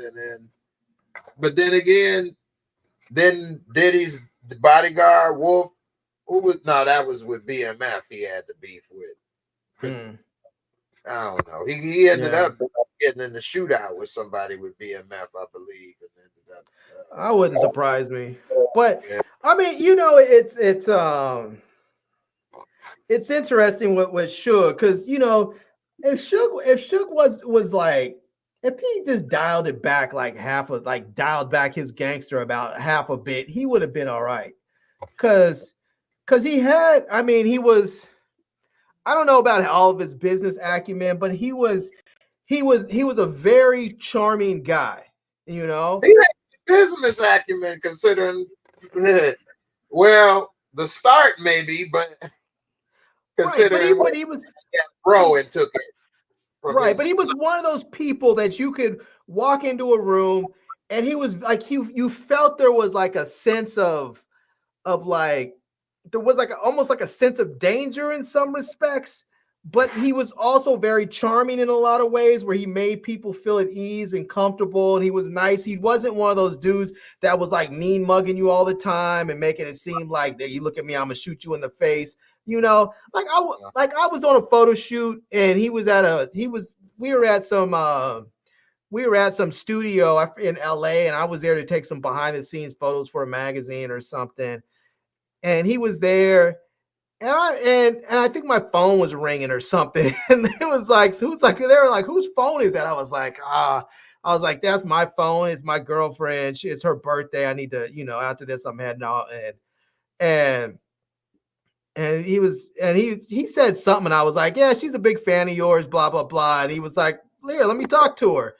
And he basically said, when he got on the phone and wished her happy birthday, he was super cool. He was just like a nice, normal dude, except he was a big ass dude who probably would kill people, But yeah, I think if he just dialed back his gangster a little bit, he probably would still be out of jail and be doing fine, Yeah, I got my like a big brother to me. He was with Death Row back in the prime in the 90s, and he didn't know and seen a lot from knowing all of these people or whatever. But although he did have his moments with Suge, he said Suge, when he was there, he looked out. He first got there, he was still trying to find a place, and it was far away. Suge gave him a place at the mansion to stay, like going to stay at the mansion, gave him like $500 in his pocket right then and there out of his own pocket. Man, he was good. Suge did have a lot of good characteristics about him. Probably made Tupac fall in love with him as a friend right away. Suge wanted you to like him. He knew how to lay it on thick pretty much when it was time. Yeah. Let's switch it up. Oh, go ahead. What you was about to say before I switch. I was just gonna say, this whole thing, as far as like, that's why I just think like with people, with a lot of these celebrities and people have money, I just think that, not to just say, I have a friend of mine that refers to all of us as normies, but I kind of look at it like it's probably best for a lot of people, a lot of us so-called normies, to stay away from them, because if something happens to us, there's nothing there's not a lot of recourse, unless it's something that's really egregious and they can't avoid it. It's just like nothing's gonna happen. When I used to hit one of those guys, he probably wouldn't be in jail, but he ran over two people. Yeah, it was like you say, kind of egregious. And I think it was on camera, I think. Yeah, right, exactly. It was like outside of a club. It was on camera. It was just, but I remember going to these video shoots and these music video shoots, and there would be, male porn stars that would show up with girls, and they would refer to them as party favors, and they would be like, oh yeah, I'm gonna have some party favors ready for you in your trailer, or there's gonna be some party favors over here whenever you. And they would just roll through with a group of 3, 4, 5 girls, and I'm just like, they didn't even refer to them as people. So, a party favor for real, that little personal trainer.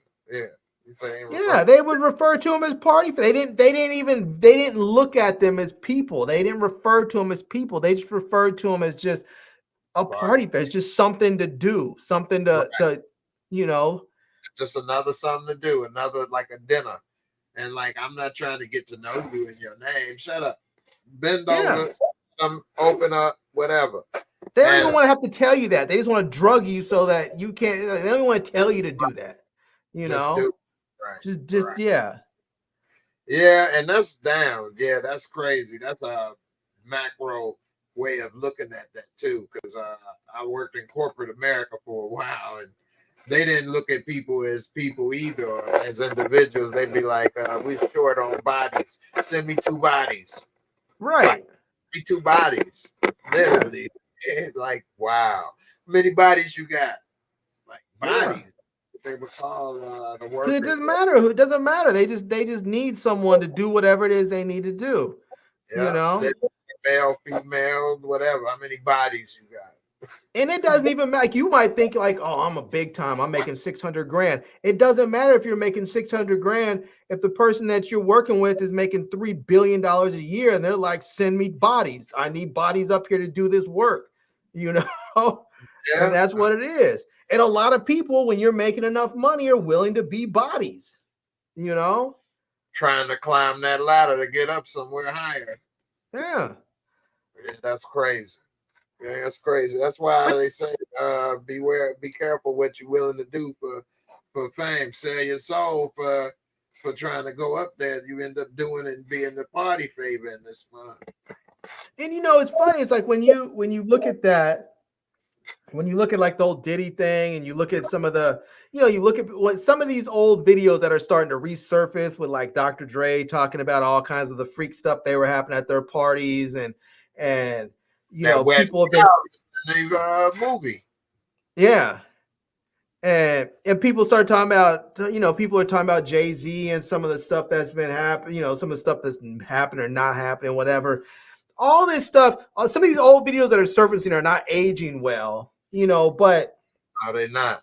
It's just one of those things, like, as now when I, you know, I mean, I've been tired of them for a while. When I look at like these award shows, the Grammys and the Oscars and the Rock and Roll Hall of Fame, all this stuff, it's just like, I'm like, it's just like a big masturbatory, you know, self-celebration. You know, it's just like, it's like rich people. I mean, not saying they're all bad behaved, but you have a bunch of rich and powerful people doing terrible stuff to people who don't really have much, or they're trying to make it. And now they're basically being celebrated or celebrating themselves. And they want us all to sit around for 3 hours and watch this big, you know, just masturbatory jack off session of them saying who won the best picture, who won the best song, or whoever won. It's just like, I don't want to celebrate you. Yeah, I have watched the Rock and Roll Hall of Fame, a couple of those clips later, but again, I be seeing too many conspiracies and things when I watch that a lot too. So I'll be thinking, oh man, and just a lot with that. So anyway, I won't get too much into that one. But yeah, you're right about the award shows. They just stroking themselves in front of everybody. I mean, hell, Will Smith smacked the hell out of Chris Rock, and they still gave him a standing ovation in the award. Nobody, security, nothing. Nobody did nothing. Nobody was worried about Chris Rock. I mean, this was crazy. But, you know, he's the one that was bigger star, so that's what happened. If the smaller star would have smacked the bigger star, and I ain't talking about size, but in value, you know, it would have been different. You know? Right. They let it change. One last subject we switch up before we get out of here. This actress, speaking of actresses, Anna Kendrick, she recently said that she's single after a 7-year abusive relationship, and says she won't date a man unless you are in or have been in therapy. What do you think about that? I think that's crazy personally. I mean, yeah, men got a lot going on, and I can get how some women can be scared of men and things. Y'all may think of things that men don't, but we think of things that you don't. And you know, in or have been in. I've never been in therapy. I don't know, the way people talk about it these days, it makes me wonder. It's got me interested, but I don't know. I don't agree with that. I don't think it matters if somebody's in or has been in therapy. I think that there are certain people who have grown up around or been in these abusive relationships, and they find themselves attracted to the same types of people. That's why you often hear about these women, or in some cases men, who end up in relationships with the same type of people over and over and over again. And you start asking, how are you constantly with them, like some dude who's putting hands on you? And that's because I think a lot of these people, whether they do it consciously or subconsciously, they start looking for people, or they gravitate towards people who have the characteristics of someone who's going to be abusive. For most of us, you know, because I have gone out with girls, and I've had girls who I know for sure were abusive because we've gone out and something will happen. We'll have a little disagreement or something. And the first thing they want to do is and hit me in the chest. And I'm just like, whoa, what the? I'm just like, you in the chest. and, the hell? and I've been like, and I've told women before, do not ever hit me. I tell them, do not hit me. I have not hit a woman, and I will never hit a woman. But if you hit me, I shouldn't say I'll never hit a woman. I have not hit a woman. But if you hit me like a man, I'm going to hit you back like one. Right. And so don't put hands on me. I have not put hands on you. Don't put but when I've seen that behavior, my thought is like, I'm out. I don't want to be bothered with you. I'm still wait till the woman punched you in the chest. Where was you in LA? Where the hell was you at? Yeah, I mean, once was it happened twice. Once was in LA, once was on the East Coast when I was out in Pennsylvania. What? You know, yeah. What the hell? No, I've had women get real like black. I know you ain't gonna do it, and then be all in this and putting hands in my face and act like this and that. And I'm like, you need to back up. Oh, what you gonna do? You gonna be and I'll be like, this ain't gonna work. You gotta go. And they start to want to break shit and throw some stuff in the garbage and making a mess. But they never hit me, thankfully. Oh, wait, no. Took some keys in my face and then we had a little slap boxer, and then this was after I was injured and shit. This damn girl was driving my car, this crazy ass girl trying to go to court for somebody because they was a bad tenant I had to evict, and she talking crazy, driving my car all crazy, and my son in the back seat, he like 7. This like when I'm freshly injured and shit. So and so I'm like, you know what? She talking about, I'm gonna show you, and this and that, and so some stupid argument. I'm like, in my mind, if I go in this courthouse and she pull off with my damn car and leave, and I'm stuck, man, I'm about to really man. Oh man. You know what? Turn this damn car around. So she starts speeding, doing like 50, 60 miles an hour down the side streets and speeding. Then she get there, she parked there. I'm like, damn shit. They take the damn keys out, threw that shit in my face. I'm like, what the hell? I back smacked the shit out of her ass, man. Before I know it, we had hey, you in my world. We sitting side by side. It's even.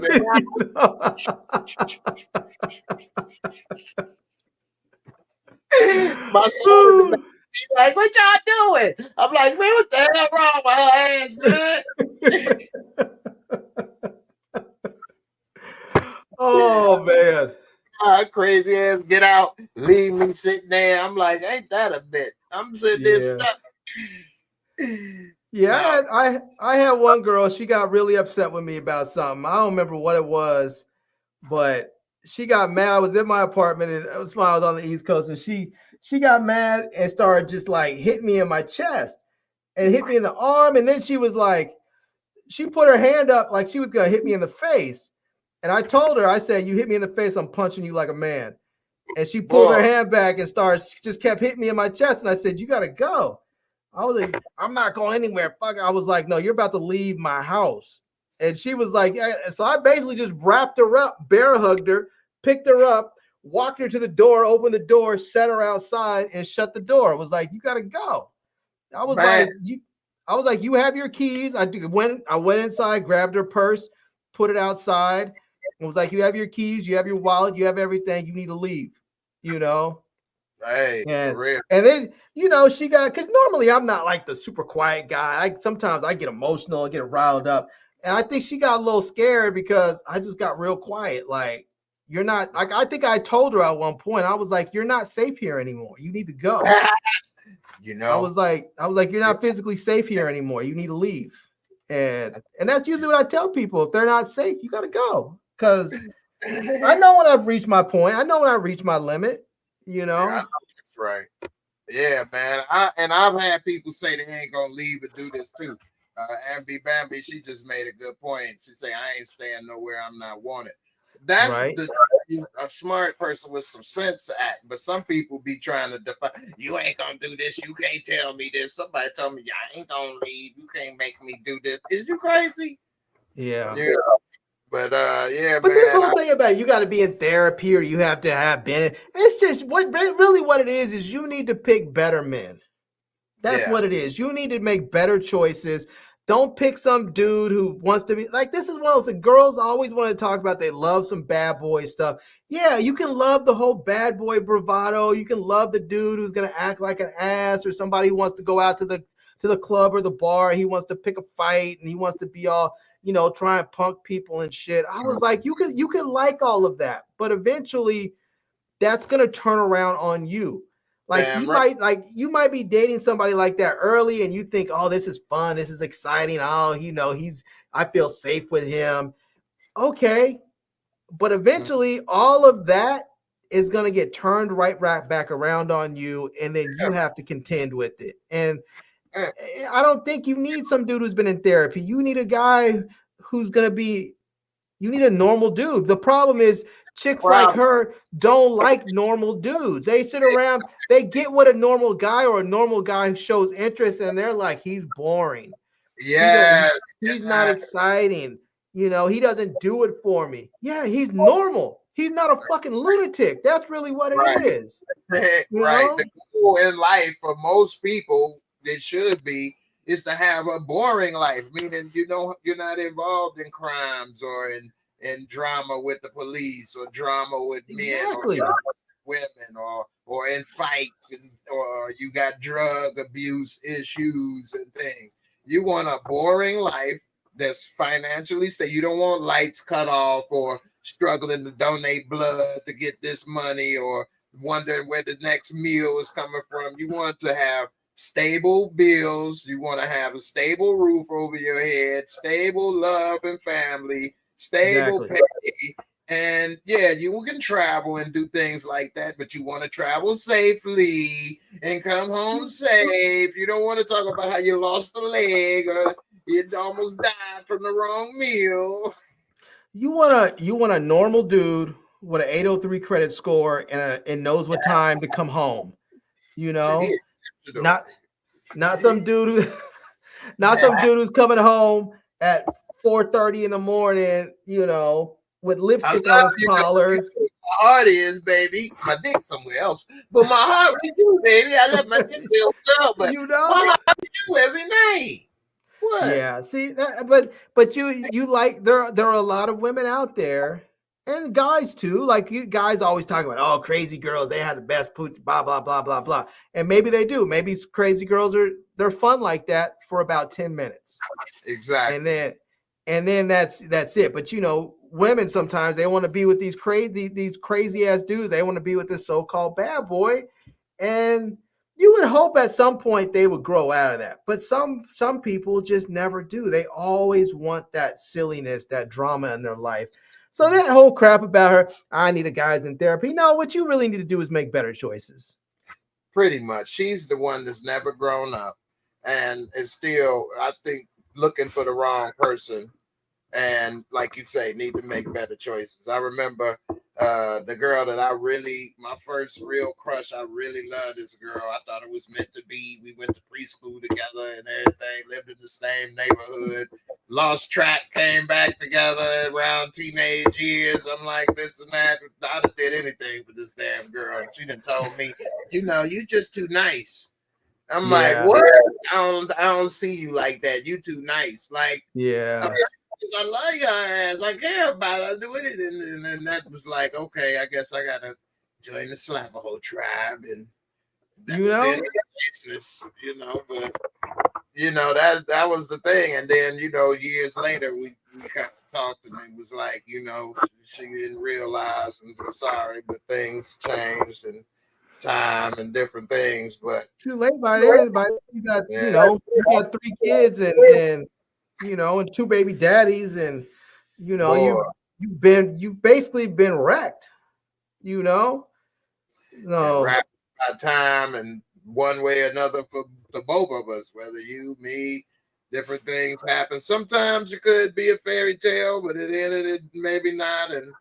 But then, when we're young, you think you want this excitement and things, and that's part of the problem with media in a sense. I wouldn't have believed it when I was younger, but the influence of wanting to be somebody or be in the mix, or what they say, fear of missing out, FOMO, or Right. whatever. Yeah, FOMO. Yeah, so that's powerful, man. You want somebody. You ain't driving, you a scrub, you ain't got this or that. And that was one of the motivations of trying to sell drugs or sell weed to do this and that, so I can get this new gear or this or that, look good for this girl, or get this or get that, so I can be somebody. I Right. had something, so It's funny because I feel like I was lucky to look around at a fairly young age and be like, yeah, these aren't the chicks for me. Because you would look at some of these chicks and you would be like, okay, she's a hot girl, she's fun, she's exciting, she dresses sexy and all this other stuff. And then you're just like, yeah, I don't want to deal with all the other BS that goes along with it.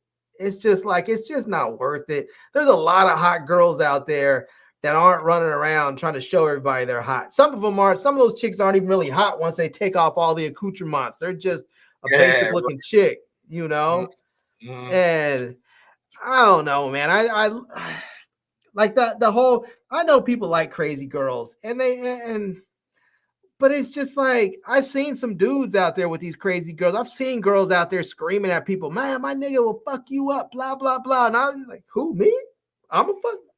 Oh, no. Yeah. You have this twisted. I've told chicks plenty of times, I will fight in your stead. Like if some nigga runs up on you, I will fight so you don't have to. I will never fight over you. Like some other dude wants, like you want to talk some other shit, like some dude wants you. I used to tell dudes all the time. They get mad. I've had dudes get mad, me talking about they want to fight me over some girl. I'm like, for what? You can have her. No, I'm gonna fight you. Why do you want to fight me? I'm telling you, she's yours. You want her? She's yours. I'm not fighting over a chick ever. There's too many women in the world to fight over someone. Now I will fight if some dude wants to come and start, because I've seen some punk niggas that want to fight a girl. I'll be like, I will fight for her, but I'm not fighting for her. And she would go with the winner. Yeah, I'm not doing that. I'm not doing that ever. Like what the hell? Like, so if we fight over her, she gonna go with the winner? Like, I don't understand that. Like, yeah. I never got into a fight over a girl. Yeah, I never had that issue. But basically for what? She's gonna choose who she wants anyway. Exactly. You can fight and lose, and she can still choose you. She can still choose a dude that lost. You can fight and win. She can still choose. It doesn't really matter. She's gonna go with the dude she wants to go with. Exactly. So I'm glad I didn't have that one, because that's great. But if she'd go with the winner, hey, gone. Next chap coming out of the hood. You know what I'm saying? If that's how it works, that's that caveman mentality, though. Yeah. Take one. That's that last part of our brain, caveman mind. Reptilian mind. Yeah. And it's just silly. Silly. But I just this whole idea that they need to be in therapy, that's just it's foolishness. I understand on one level somebody's saying I need someone who's self-aware and understands themselves. They're not afraid to be emotionally vulnerable. I understand all of that, but you don't need therapy for that. A lot of people who have never been in therapy, a lot of people who are just good people are already self-aware. They're already emotionally vulnerable. They're already willing to be open with you, emotionally. They don't need therapy for all that. She's thinking about it because she's probably one of these chicks that have always found herself in some crazy ass relationship, and she probably drank that Kool-Aid of men toxic masculinity and stuff like that. So all men need therapy. And again, we're not knocking therapy. Somebody say if therapy help, there's nothing wrong with it. True. But she's saying she won't date a man unless you are in or have been in therapy. And I think that's not a good recipe. And a lot of that has to do with a lot of this toxic misandry that's going on. I think there's a lot of people that want men to go into therapy because a lot of this stuff with therapists nowadays, they seem to be trying to, to emasculate men in a lot of ways. It seems like a lot of the stuff that they're trying to gear men to be, the way to be is to not be as masculine, to sort of say, hey, these effeminate attributes are the way you should be, and those go against our nature. Most of us, it just goes against our nature. It doesn't, and being masculine doesn't necessarily mean that you are some sort of, knuckle dragging, Neanderthal that's gonna run around and be disrespectful and everything else. It's just a different type of energy. Women have feminine energy, men have masculine energy. That's just what it is. I mean, people are trying constantly to fight against nature and to think that they are smarter, than what nature is. Nature has made us who we are and what we are, and that's just it. You can be mad at it, you can want to change it, but it is what it is. That's true, man. Get ready to wrap it up on that, man. That was a great point. I'm glad to see you, man. Glad you came through. Definitely need to keep in contact, keep it coming, and do some more of this. You know what I mean? As always. Yeah, man. I was watching. I saw you talking about Diddy. I saw the StreamYard thing. I was like, you know what? Let me hop up on here. Yeah, man. Glad you did it, man. Definitely. And shout out to Lamont. I know he's going through recovery. Yeah. Stuff, yeah. Repping Life Gains for him today. Yes, sir. Yes, sir. Brother, the mother and stuff. So yeah, man. I'm trying to keep a little something going during this time from some of the shows we normally talk about. You watch The Penguin or From? I do watch The Penguin. I need to watch this episode that just aired. I haven't watched that one yet. Don't spoil it. The Penguin. Yeah, I need to watch that one. I'm gonna probably watch that as soon as we get done here. I'm gonna go check that out because my brother, we have a thread with my brother and a couple friends from back home, and they've been talking about it. I had to keep on ignoring the thread. Yeah, don't get the spoilers, man. What you think of it though, as far as The Penguin? I think. Uh oh, you froze up. Oh no! What happened? Uh oh. I don't know if you can still see me, but you completely froze up on me. Oh, dang, man. Well, I don't know if this is, let me see. Let me hit refresh on my.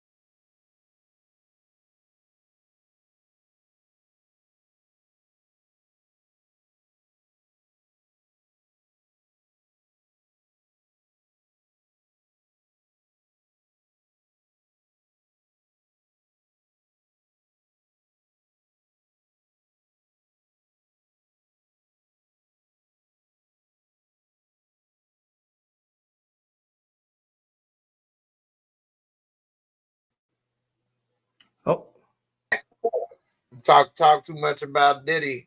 there you came for us with the conspiracies. They're like, cut these brothers off quick. They're making too much sense. They talk too goddamn long. Yeah. Enough is enough. $60 cut that internet connection now. Diddy in his prison cell with his bootleg cellular talking about, cut him off. That's enough. Cut him off. Right. You're really don't try to change it to The Penguin now, Bubba. I'll tell you, somebody. What you think of The Penguin? The Penguin's been pretty great so far. It's been pretty great. I really didn't know what to expect, but it's funny. I've said this for the longest time that with DC, their villains are the best. the villains are the best part of DC. Their superheroes, for the most part, kind of suck. I mean, the Dark Knight's kind of good. I like the Dark Knight, but their villains, they're the best, man. And this show has been really, really fun to watch. I like what's her name? Oh man, what's her name? The daughter, the Falcone daughter. So, did you freeze up again on me? Yeah, you're frozen again. I don't know if I'm frozen, but you're definitely frozen on my end. So, I guess they're trying to tell us something. Let me see. Let me hit.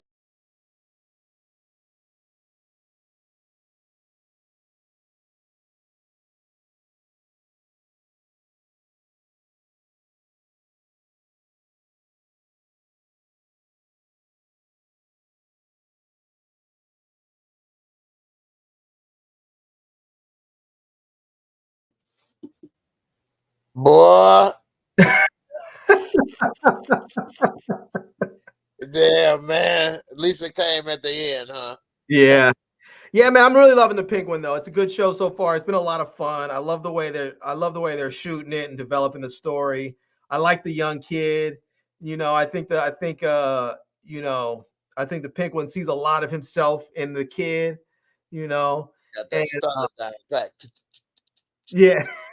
Jesus, get spit it out. The makeup was in the set design off the charts. Yeah.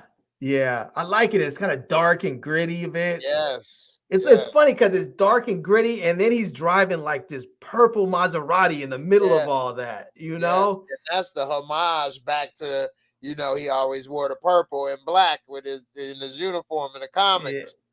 Yeah. So I was like, oh, okay, he got the purple and gold. Well, okay.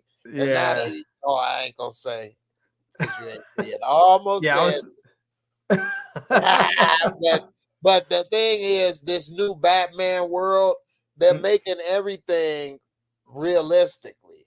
Like what I liked the most about the Batmobile, but what I didn't like is it looked like a real car that a real person put together. In the last Batman movie, it looked like a Mustang modified. Whereas that's tight because it's real looking. But it also looked kind of raggedy. We used to the Batmobile being a badass car. This looked like they made this in the garage. Well, when they did, because who could have made these Batmobiles? Again, where's your accomplice? Oh, that old man ain't doing that. Yeah. When they had the Dark Knight joints with like Christian Bale and what's with those things, they look like tanks. They look like they look like straight up some futuristic tanks or something. Yes. That would obviously they would know who that was. The military and the government and things like, yes, exactly. He could not have that vehicle. And then the planes and all of that and the Batwing and it's just too much. So this is like realistic and everything, which is great. Go ahead. Think about all the DC shows that have been good, like the movies and the shows that have been good over the last several years, like the Joker, good. It's horrible. Yeah, I haven't seen the second one. But they should have did the Penguin movie instead of the Joker Part 2. Right. Man. That was good. The Suicide Squad, I liked it. I thought it was really good. I liked the first and the second one. I liked them both too. And then you had what's his name that was part of the Suicide Squad. They did the show about with John Cena. Yeah, that was good. Peacemaker. The Peacemaker, and now this with the Penguin. I mean, it's like all the villain stuff is really good. It's all really good. Penguin is better than Peacemaker in a way. It seems more realistic. Peacemaker was it's definitely more of a lighthearted comic, comedy thing. Sort of like dark. It's sort of like dark frat boy humor in a lot of ways. But it's still really good. Yeah, definitely good. Definitely. Yeah. So I'm looking forward to it. Come for me for the 3-peat, man. Diddy, it's hard to tell Diddy no from what I heard and from what I see. He gonna take that if he wanted. You know what I mean? Are you watching Agatha? Okay. What's that? That's on Disney Plus. The Agatha All Alone or something. It was basically like it's like I don't know if you watched WandaVision back in the day. Yeah, So, yeah. well, the main villain from Oh, that show, yeah, yeah, Agatha. yeah, Yeah, it's yeah. her show. Oh, okay, Catherine Hahn.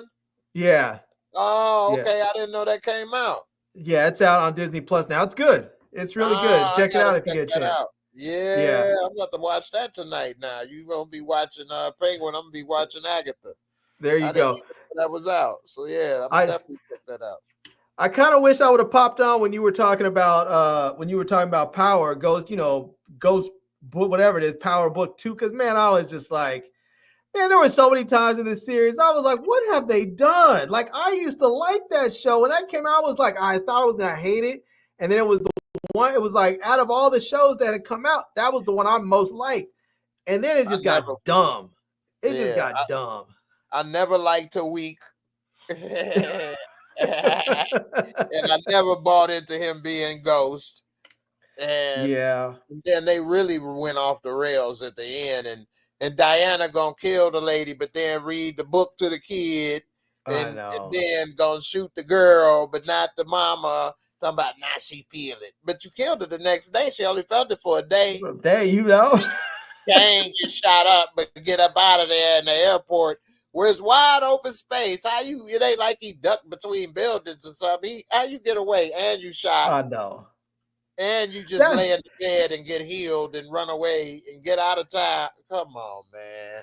That was the thing that got me like when the season first started. I think it was the first episode, and they were like on a tarmac at an airport with Tariq and Braden coming through like they were some sort of two-man special commando team with assault rifles shooting everybody up. Just pop. I mean, first of all, if anybody's ever shot an assault rifle, they're not the most accurate things. Though. They're just plugging people left and right, and then at the end, they can't even shoot somebody point blank.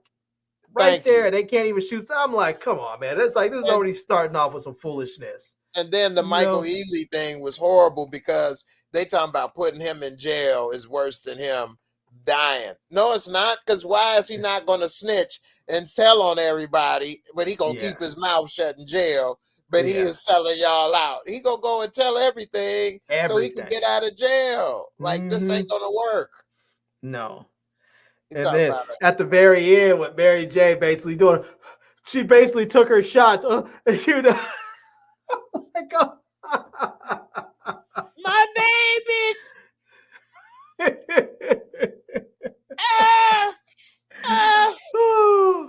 Dress. Oh my goodness. My baby. I still nobody ever really explained what's her name? What was her name? Noma? Something? Yeah. Why did people care? Why was she so powerful? Well, I don't understand why she wanted to kill him so bad. Yeah. They was working for him, and Kane was about to marry her. Why was you trying to kill Mary J and them on the wedding day? Yeah, right. That was unnecessary. Yeah. And then no more chocolate mousse. No more. We are not going to help you no more.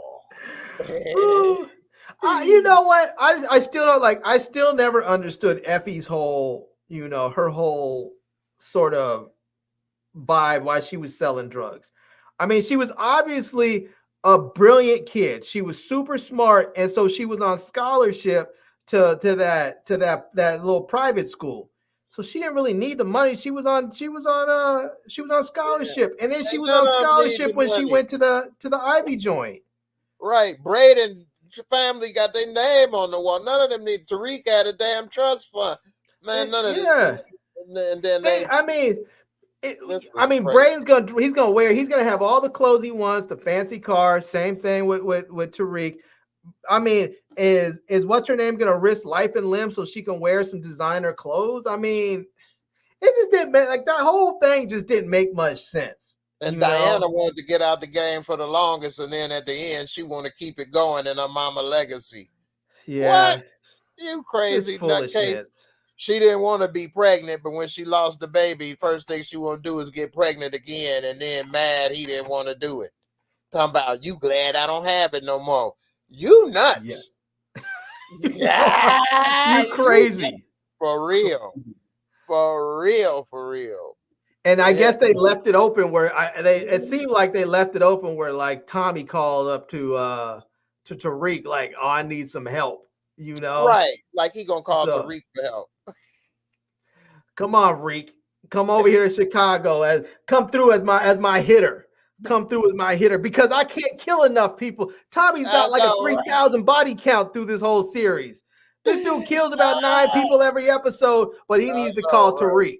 Tariq answer the phone. Well, go ahead. We go call through. Call the Viva through. We go cut through with the hammer, and we go hang at that bender. What? What they gonna call the hammer? What? I'm on my way, man. Oh man, just foolishness, Yeah, absolute foolishness. it made me think they probably didn't plan on canceling it. They were surprised because the way they Yeah. left that, I'm like, what? But You yeah, know, it's funny. I don't know if they're actually going to come out with it. I think the show people were really looking forward to was the one with a young Ghost and a young Tommy. they And coming out with it. okay, because I know that young kid that used to be on that show, Shameless. They said he was going to be the young Tommy on that show. So Okay. I was way, I like that dude as an actor. I think he's a pretty good dude. But Mhm. I know I was looking forward to that. But the way I've seen some of these shows develop, I'm not so excited anymore.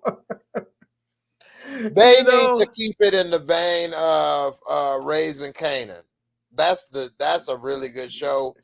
It's starting to get a little with all the gun battles and stuff, but if Yeah. they keep it grounded, and one of the things that help is it's not a lot of technology, which means some of the stuff they do you could have got away with a little bit Right.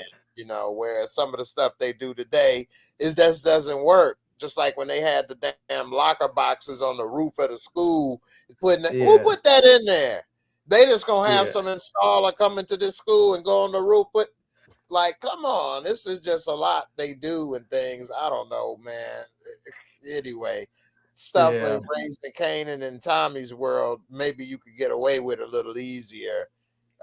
They couldn't have did no lockbox stuff, but whatever, So we'll see how it go. But I'm interested to see. I would love Tariq to come to Chicago and run into Rojas. Let me get out and see his little ass. You know what I mean? I'm gonna teach him the back. You know what I mean? Welcome to my world, Reek. I was really hoping that Tommy was going to LA. I thought it would have been great for him to go to LA and work with like the cartels or something out there. That would have been cool. Story had it put in place. That would have made sense. There was nothing about him going to Chicago. It's in the story at all. They never mentioned. He's in Chicago and he's basically taking over some Irish gangs, territory. I mean, it's just like, come on, bro. Well, the way he got in the game, that would never really work. But you're gonna make somebody take you to their deal and then what? Force them to put you in on it and say what? I could have killed and robbed you, but that was just a lot that he did to get in. I mean, I don't know. He could have just. They want us to suspend our disbelief, but it's a lot you have to suspend to believe it. Right. That intro right there wasn't the best intro. But it's funny. I told myself I wasn't going to watch any of these hood shows, and I did take a break off from some of them. But I've some of them I think are real stupid. Like I have not. I know I thought that the whole Tariq thing, that show just got to be dumb. I just told myself I was going to finish it because I'm not a quitter, But I actually enjoyed BMF. I didn't think I was going to enjoy it, but I actually enjoy watching that's BMF. Grounded more. Yeah, BMF is very grounded. Some people say it get boring and stretched out, but that's because the life they wouldn't live. That's not realistic. Killing and having that every day like that. Police will be on you. You wouldn't have longevity. And that's the thing. Yeah, it's an exciting story. Even The Sopranos, the writer David Chase came out with like a 2-part little thing, and he like, these kills are exaggerated because they would be in jail. It's too many. You would have a trail. It's too much. Some of the stuff is just ridiculous. I mean, when you watch like some of these shootouts they have on, like you're up there watching Mary J, and she's walking around. She's walking around with Yeah, $20,000 Ferragamo boots and a chiffon dress, and she's carrying a freaking Desert Eagle having a shootout in the street. Oh, did you see anything? You mean besides the beautiful woman with the that looked like she walked off of a runway and carrying In a a gun the size of a yeah. I mean, no, I didn't see any of that. No, I can't identify her. Sorry. She I was too know. nondescript. I mean, it's just ridiculous. Hey, for real. Hey, did you see that it's gonna be a spinoff of Snowfall, and it's gonna be the continuation with what you call it, and they gonna bring Really? Franklin Saint back. But Really? yeah, it's Wanda and Leon. And Leon, huh? Yeah, and they say that Wow. Franklin will make a return, so maybe it's in the That's future or what. But Yeah, that'd be kind of cool. I didn't, I mean, because we saw Leon was about to do some big things, yeah, and so it Wanda would be got interesting. clean. Yeah, I was and really what if disappointed he when helped he came Franklin back. this time? When they came back, that broke my heart. I was like, just stay your ass in Africa, bro. Just stay there. I was like, you don't need to come back. There's nothing there for you. You have your money. You're living nice out there. You guys have your space. Wanda's staying clean. Just stay out there, The hood. So yeah, I would watch that show. I would watch. Yeah. One reason why I like Snowfall is because they didn't glamorize everything. They didn't glamorize all the drug dealing Yeah. and all of the murder. Right. And they showed that it was ugly. They showed Leon tortured by the fact he killed that young kid. Yeah. They Yeah. they did they showed like what's his name Peaches, Yeah. who became Oh a crackhead and was living in that house.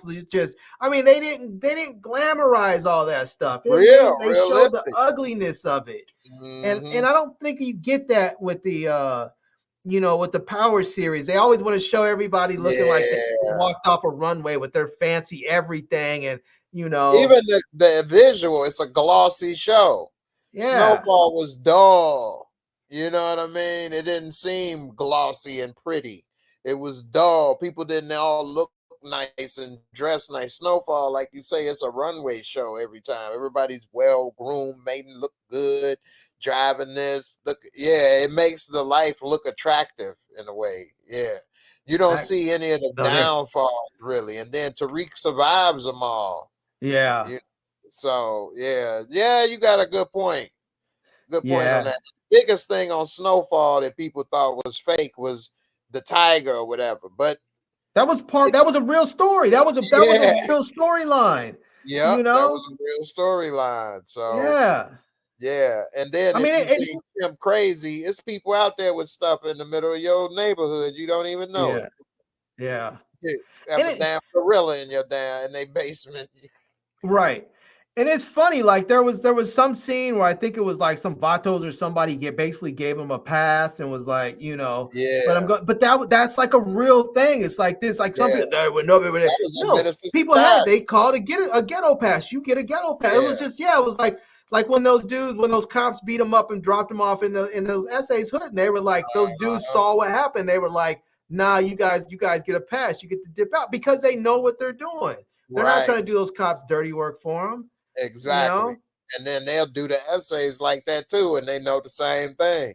Yeah. You know what I'm saying? Dropping them off in the hood, hoping the brothers do them. So that, no, they don't do the dirty work like that, They get lucky every now and then to find some fools. That's why the cops would do it. But for the most part, the ones that know better, they don't do that, Right. So and they do, and when they do find those fools, oftentimes they end up getting killed by their own people because they're just like their OGs are like, nah, what you just did can cause all kinds of havoc. You can put us in the middle of a gang war, which screws up all of our money. So basically, they're just like, they may have to have a little powwow and be like, look, sorry that happened. We already took care of these dudes. They're done, Yeah. So, I don't know. That's why I like Snowfall. Snowfall came off to me as like it was gritty, it was entertaining, but it wasn't glorifying all the drugs and the violence. I mean, you got to really see like when what's his name, like the next door neighbor, the little hot light skinned girl that was up there,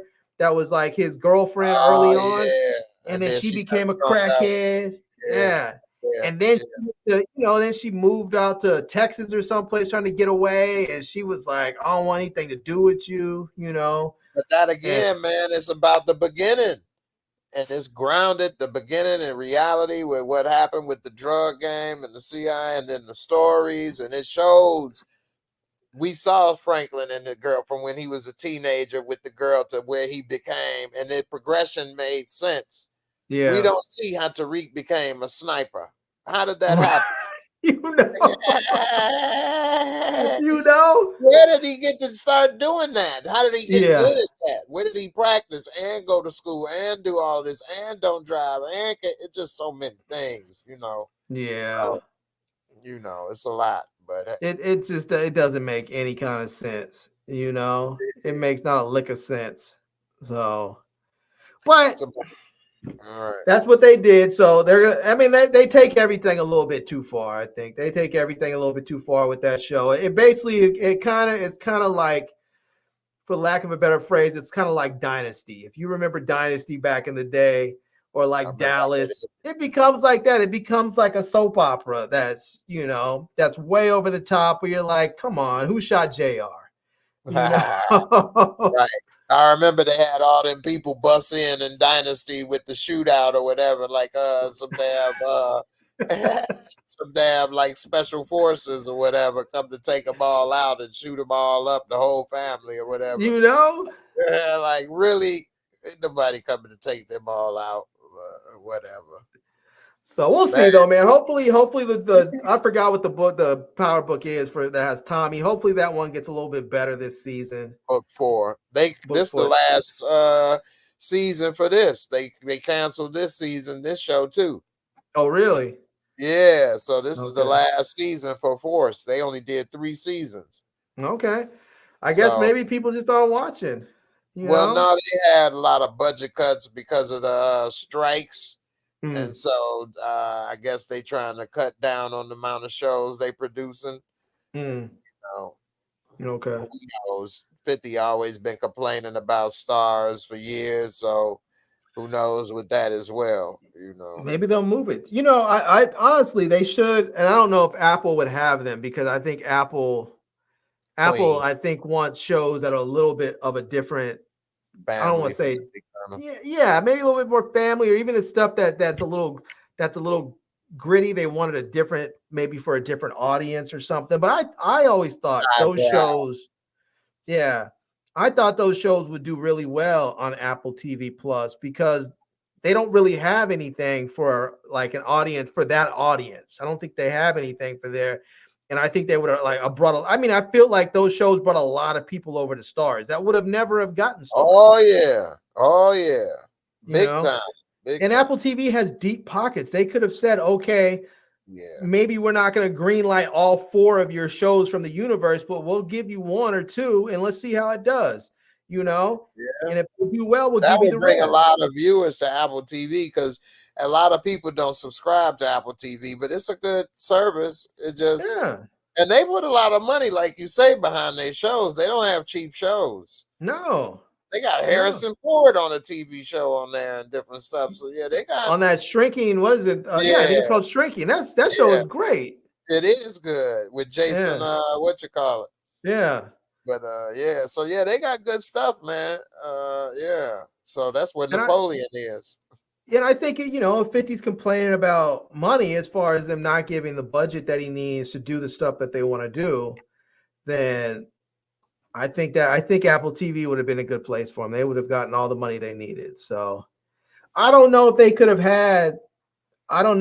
made it as sexy as it was. Because this last season, I didn't really feel like they had a lot of that. But the first couple of seasons, the first season or 2 of this, what was it, book 2, there was a lot of sex in there, Yeah. They tried to show up under the covers a couple times in this season. It wasn't really as good. But it was the same way with Ghost, like with the regular one. I used to laugh and be like, it was sort of a running joke. It was almost like every episode there was like 2 sex scenes with what's his name and Angela. But you know what? That had made that show fire though. You Yeah. could feel that passion and everything, and him cheating on his wife. Like, I Yeah. don't know how many women was into it or that. When she gonna find out? And this and that, and yeah, and him and Angela, man, I'm surprised they ain't get together in real life if they didn't, because And then Young Bucks. This you ain't got Young Boy killed. I know, right? For real. So yeah, But he was. I mean, he's just stupid. You know, don't sleep with the boss's wife. What are you never, thinking? Just never. she could do all the flirting she wants. Be like, you know what? No, I value my life. You're not gonna get killed. I am. So you know, I'm good. You know. You know. All right, man. Well, I'll let you go. yeah, we wrap it up. We'll put it together and maybe, you know, do this again. We'll see Yeah. what's up. You know, definitely. I still try to keep something going. There's a lot of news out there, so you know, try to stay up. And you know, people forget about you if you ain't out here. You know, I know my people say they won't, but they That do. is true, man. I keep trying to pump my videos out there. I try and do a few every week and get them out there. I'll tell you what, this algorithm is hard to manage nowadays. Woo! It is I'm hard to giving manage. up on it, man. I just do whatever happens, man. I done damn near gave up on trying to. I'm trying to. It's just, yeah. That's a whole nother hour we'd be talking right now. So, I know. Used to be able to make a living on this platform. Now it's just sort man, of doing it for the love of it, because yeah, used to actually really, be able to make a living. yeah. It So seems like it's gone mainstream now, and a lot of these bigger people is taking yeah, all the stuff. You know, it's like, because it used to be for people that real people, and now it's like these bigger people have taken and hijacked the platform, kinda, and it's like, like I say, I could be an hour in here talking about that, because it's not the same as it used to be at all. Shoot. No, it's not. I feel like a lot of these folks, they got up here and they watched folks like us that were doing it all through the pandemic, talking about this stuff, and they were like, we could do that. I already have a name. I can do that. People will just show up. And they did. Yeah. And now Ruin. people are watching, and Yeah. they're getting tens of millions of views on their videos. And I mean, I can't Yeah. be mad at them, And they got So budgets to hire people to do all of this. That's perfect yeah. at algorithm and editing and doing all of this, and they can Yeah. just, yeah, it's just they can hijack the game. Yeah. And And they you know, have. yeah, people like And they- Bill Maher, they can start a podcast and studios, and next thing you Yeah. know, boom. And I That can't hate on it, but damn, you got a show on HBO. what you need a podcast for. Right, right. No. Yeah, on Club Shay Shay. You on Yeah. ESPN, you in the Hall of Fame. You didn't need that. You don't So need to I sit up hate, there with your bottles of whiskey and getting your man. guests drunk and talking crap. Just No but way I'm I gonna get do it. this. Yeah, how I'm gonna get people to watch my show now. Yeah. I get it. I mean, it's not like the shows aren't entertaining, Right. and Hell, I it's watch it too. I ain't gonna lie, but damn, it's the game has changed, you know. I So want I want him to I want him not to say that I have anything against our people, because I don't, but I want him to have more than just black folks on that show, because I mean I like the inside baseball stuff. I like to hear some of what happens behind the scenes, but I feel like a lot of it is black folks coming on and talking ish about other black folks, or yeah, black folks coming on and complaining about their treatment in the industry. I'd really like for him to bring on some white folks. And ever since Cat Williams, that's what it's become. It wasn't like that at first as much, really. Yeah, Because when he had like said on there and stuff, it wasn't like, that's what kind of triggered Cat, because he would just have people on and ask some questions.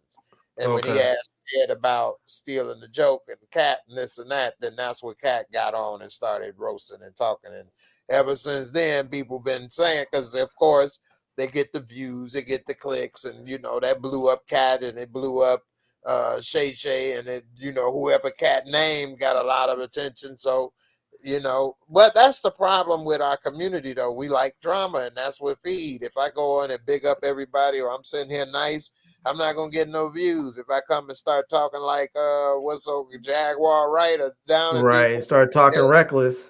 there you go. So let me go and start talking about all the comics and stuff. Everybody gonna want to watch it now.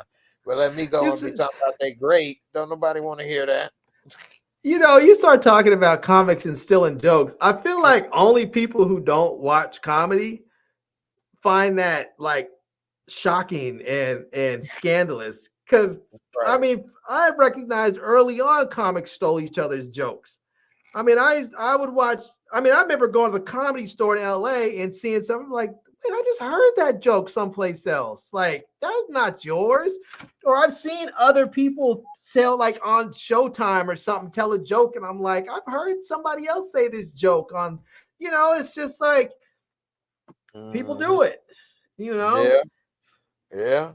It doesn't make it right, but no, that's their livelihood. But at the same time, you can steal the joke, but you may not tell it better or different things or who see it. All this, a lot to go into it. But if you get up there and you complain it like, can you write more? Is that your only joke? Different. There's so many things and aspects into that. You know. So and people get up there and some folks feel a certain way when people write for other folks, and I'm like, people write for jokes all the time for other people, just like people write songs. I mean, nobody expects every actor to sit up there and write their own movies, Right. They don't even write their lines. Yeah. I mean, sometimes you get on a thing and sometimes they'll let people, actors freestyle and improvise. But most of the time it's like, here's your script, stick to the damn script, you know? And if you're a songwriter, you're going to write for musicians. You're not always going to record all your stuff. Beyonce may write some of her own stuff, but she's going to also have people who write a lot of songs. It is what it is, Yeah. And so ain't nothing wrong with that, because at the same time, it's only so much time. If she sat there doing every song, then she couldn't probably be performing or dancing or do this or that, so, it's and they talked about, I remember back in the day, people were talking about Jay-Z used to ghostwrite for Dr. He used to ghostwrite for Dr. Dre. And people were like, oh, Dre's fake. He doesn't write his own stuff. I'm like, he's a producer. Right. He's too busy in the studio all day. Yeah, what does he write the song too? Yeah, he's not a rapper. He's a producer. I mean, if he's making his own stuff, he's going to have somebody write his lyrics for him. No. If somebody said, hey. It's like Jay-Z should make all his beats then. Right. If somebody said, hey, you have a couple of, here's your budget, you can hire Jay-Z to write your songs, I'll be like, cool. They'll be like, y'all, you're a completely fake dude. You have somebody write all your songs and somebody else makes all your beats. And I'll be like, yeah, and all that shit is fire. Right. Right. Is it working? Like Drake. I'll be like, for that, basically. My name is Larry Dortch. Whatever stage name I pick is just a persona. I'm not trying to pretend like I'm real. I'll be like, yeah, I'm that dude for 45 minutes on stage. Yeah, for real. After that, I'm the dude at home playing with the new cell phone. So Yep. That's the thing. Some of these people get confused with their alter ego, their persona out in public, and thinking they really is that. I'm Rick James. That bitch. Lost their damn mind. It's funny because when I look at some of these young dudes, when I look at like Bow Wow and some of these, what's his other name, Chris Brown, some of these dudes hanging out with these Crips and Bloods and acting like they're gangster. I'm like, dude, you've been famous since you were like 11. How are you a gangster? You haven't had the opportunity to be a gangster. I'm like, that's just book 2 Ghosts. Yeah, right. I'm thinking you need credit in your life. You don't need album. Yeah. And even when you with them, just like Tekashi and them, you still ain't with them. You using them as like a prop and fake cred. They ain't making you serve or be on the block or do all. You ain't, your stomach ain't hurting and all. You ain't, so you still ain't really doing it. You to waste. I got, it's funny. I got into a debate / argument with one of my buddies from back home about Tekashi 6ix9ine because he was like, I hate that little dude. I hate it. He's a faker. He's this and that. And I was like, I love this dude. He's hilarious to me. I'm like, I don't like his music, but I love this dude. He's hilarious. I was like, this dude is a master marketer. This dude has basically said, I'm I'm tired of being just some broke dude who works in a bodega. So he went and got a bunch of tattoos and made his hair look like a rainbow and started acting crazy. And, you know, he surrounded himself with a bunch of gangsters. He was like, cool, you guys want to drive my cars? You guys want to hang out at my shows and whatever? Cool, I don't really care. Like you said, they're props, you know? And he became famous and wealthy and you know, and living life. The dude did a great job marketing himself. He did. You got to give him that. He definitely did that. And as long as he doesn't fool himself into believing that he is what he's putting out there, I had no problem with it. You know, I mean, that's like Stallone. He's not, you know, I don't think he's fooling himself into believing he's really Rambo or he's really Rocky. Those are king. But his show, I don't know if you've watched his show, the King of, I think it was the King of Tulsa. Tulsa King, yeah, I heard Tulsa it's good. King. Yeah, that show was fire, man. That show was really good. Yeah, that's one of those shows that if you're gonna like do a weekly thing to talk about, that's one show I think you would really like. So, yeah, that one. And this other show, it's already been. I think they ran its course unless they're gonna do another season called Gangs of London. I heard that was good. Man. I heard that was good. Yeah, it's sort of like Peaky Blinders or something like that. Yeah, it's like, well, it's set modern day, but it's like it is. Like I was telling my brother really loved Peaky Blinders, so I was like, you need to check out Gangs of London there because it's like I was like, it's like that, but it's way more violent than Peaky Blinders. Oh, wow. Some of the fight scenes, the stabbings and stuff. They're so intense, and some of them are so long. Like you're exhausted. You're watching these dudes fight, and these dudes, you can see they're just tired. They're stumbling, trying to just get enough energy to finish this fight. And you're watching, you're like, oh my God, are you done yet? And they're gory. Some of them are so gory. But it's on such Netflix. It's on Netflix. It's such a great show, man. Check it out. Gangs of London on the list. And I love it because there's a black family that's like they're like right in the middle of all of this. And it's just like it's not it's not one of these things where you have like a black group or a black person sort of like a secondary character to some white people. They are they don't see it like that over there. They see him as regular, don't they? It's just in there. Just happen to be black, but they don't be racist like that out there. Yeah, right? Some of them, they seem like they're much more classist than racist. Right. They're classist. Yeah. Poor in the middle and whatever. But they don't really have so much as a middle class as much, right? It is, but it's not as here. Yeah. Man. So it's definitely an interesting show. And it's a lot of fun. I'm hoping they have 2 seasons right now. I hope they come out a third. You say it's in modern times, though? Yeah, it's set in modern times. Okay. Yeah, it's set today. It is really, really good though. I saw when you first watch it, the fight scenes are intense. I'm gonna check it out. Yeah.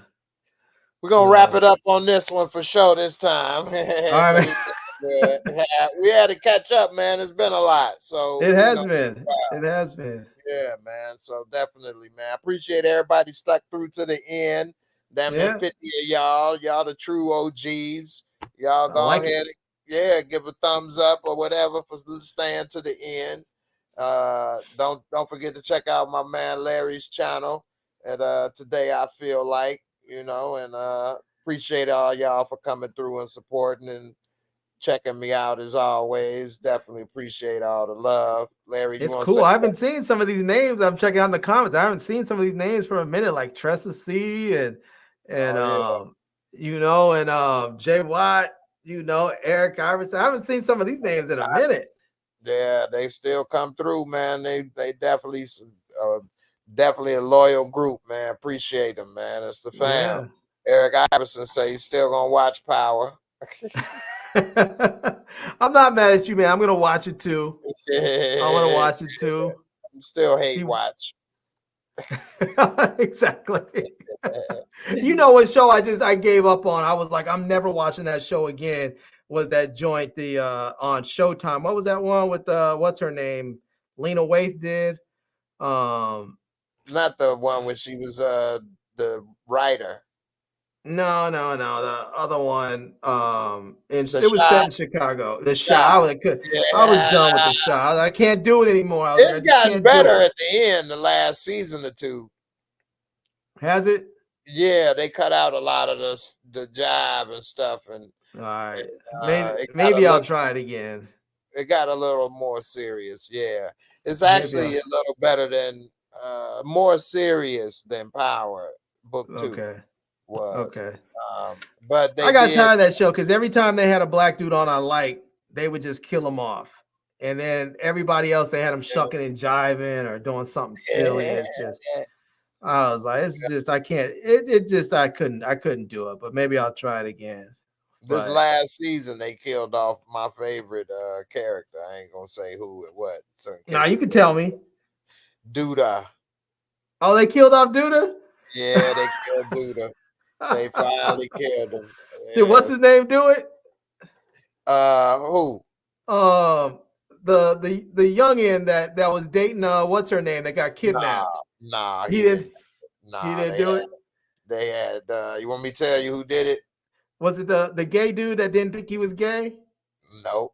No. Who you did ain't it? gonna guess it. Don't tell me it was Little Man. It was Nuck. Nuck did it. Nuck. Which one was Nuck again? That's why I say you ain't gonna probably remember. He wasn't as important probably when you stop. He was Duda had him running the little whole house or whatever for a minute. Okay. He was light skinned, tattoo on his face. He kind of got I kind of remember. Dick in the alley or something. Yeah. He was I kind of remember that Tisha at the bus stop, but then she got kidnapped. Think she got kidnapped. Yeah. Okay. They kind of expanded his character, and then he did it because of some bull, whatever you see. But then he decided he's gonna be the new Duda or whatever. Like that ain't how it worked. But yeah, Anyway, it was interesting. It had its moments. Again, that's why when people say it's a show, you can watch something like The Penguin and they put it together, like when Oz messed up and then when Vic didn't plant the stuff, so then he killed dude in the basement, then planted the stuff, the knife. They made it make sense, at least how he had to go through and fix his mistakes, whereas in these shows, they don't write it right and they kind of do stuff and then you'd be like, that wouldn't have worked that way. Yeah. Although when Falcone gassed the whole family and she just talking regular to the police and they ain't got her in for questioning, that wouldn't have worked, especially after she just got out of the mental asylum for being man, and they gonna let you walk around. It was dope. That was cold though, man. When she said she went and got the little girl and said, "Come on, let's go sleep in the greenhouse." That was cold right there. That was some cold stuff right there. I was like, all right. Yeah. I was like, she's twisted. I like the way her mind works. She said, girl, then had it for Johnny Vitti. But that was the good thing, is they made it look like he did it because he was gone and wasn't there. But then she got her. But anyway. He set dude up and brought him the ring back, and he was sporting the ring. It made it look like he was flaunting it, like he did some stuff and was just flaunting it, And it was good. They did some good writing. It's a good show. Anyway, I really wanted Vic to get in the car and go. That'd be a whole nother thing. What you about to say last thing? I really wanted Vic to get in that car and go with his girl, but I knew he wasn't. I was like, he's not going. It's too early. Like if they had put that story in like the last episode or the second to last episode, I would have been questioning whether or not he was going to leave. But I was like, episode 3, episode 4, whatever. I was like, he's not going anywhere. I was like, he's not going anywhere. Yeah. And I like how he came back and did that. And they didn't make it seem like he could crash that car and it would be okay. He was messed up like it would have been in real life. Yeah. Tariq would have been like, boom, come on, let's go. They would have been looking pretty as always. Yeah, he was messed up. Airbag blew up. He had blood all on his head and stuff, Yeah, concussed, he dizzy. You Come on, know? Vic, let's go. We in it now, Vic. We in it now. That's one of those, it's like I watched the show and I feel like, man, I should have just waited till it was all over. Cause I was like, every time the episode ends, I'm like, oh, I'm like, this whole week by week thing is killing me. You know? No. Oh, Yeah, this a good show. If y'all ain't started watching The Penguin yet, definitely watch it. Definitely watch it. Damian Kenny told me don't tell you, but it's too late. It was nothing. you know what show I'm looking I saw forward the to? copy. You know what show I'm looking forward to is that show that's that one that's about that female cop. She was like a fish and game cop that was up in the where was she at? She was like in Massachusetts or somewhere up on the Cape. What was the name of that show? She was True Detective. No, not True Detective. Not True Detective. It was like it's like the God, what was that chick's name? She plays like High Say it again. Town. Hightown, yeah. Hightown. Yeah. That's over with. They canceled that. Oh, they canceled it? Yeah, that's over. Oh man, I was looking forward to that coming back. I like that show, man. Yeah, I think they only gave it like 3 seasons too. Yeah. It was pretty good. I started watching it late. And I only got through almost the first season, but I liked it. I got distracted and didn't finish. But didn't finish it, yeah. Yeah, but it's a good show. Good show. I got on it late though. So when it was at the final season, I tried to catch up so I can do the review, but I didn't get through it. Yeah, it's a good show. That was one of those ones I was looking forward to. So we'll see. We'll see. I feel like there's always something that's pretty good coming out, but yeah, I'm a little worried with AI coming this way in the next couple of years. What they're gonna have? Yeah, we better rebel against AI content. Don't watch it and support it. Make them come up with real creative stuff, or we're gonna be watching the Jetsons or something.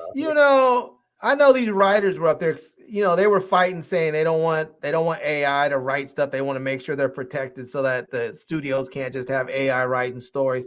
I guarantee you that these writers are using AI. I guarantee you if you're a writer and they're like, okay, you're responsible for this episode and you're just one of those writers and maybe you're like, oh, I'm out of ideas, I'm burned out. I'm sure if you just throw up like, hey, here's the show, give me a list of 100 ideas. They're throwing them out there. Then they're writing, put some notes in here, write me an episode, and then they may get it back and, and make it their own. I know these writers are using AI. I know they are. Yeah, they better if they're smart enough in order to keep things moving, stay competitive.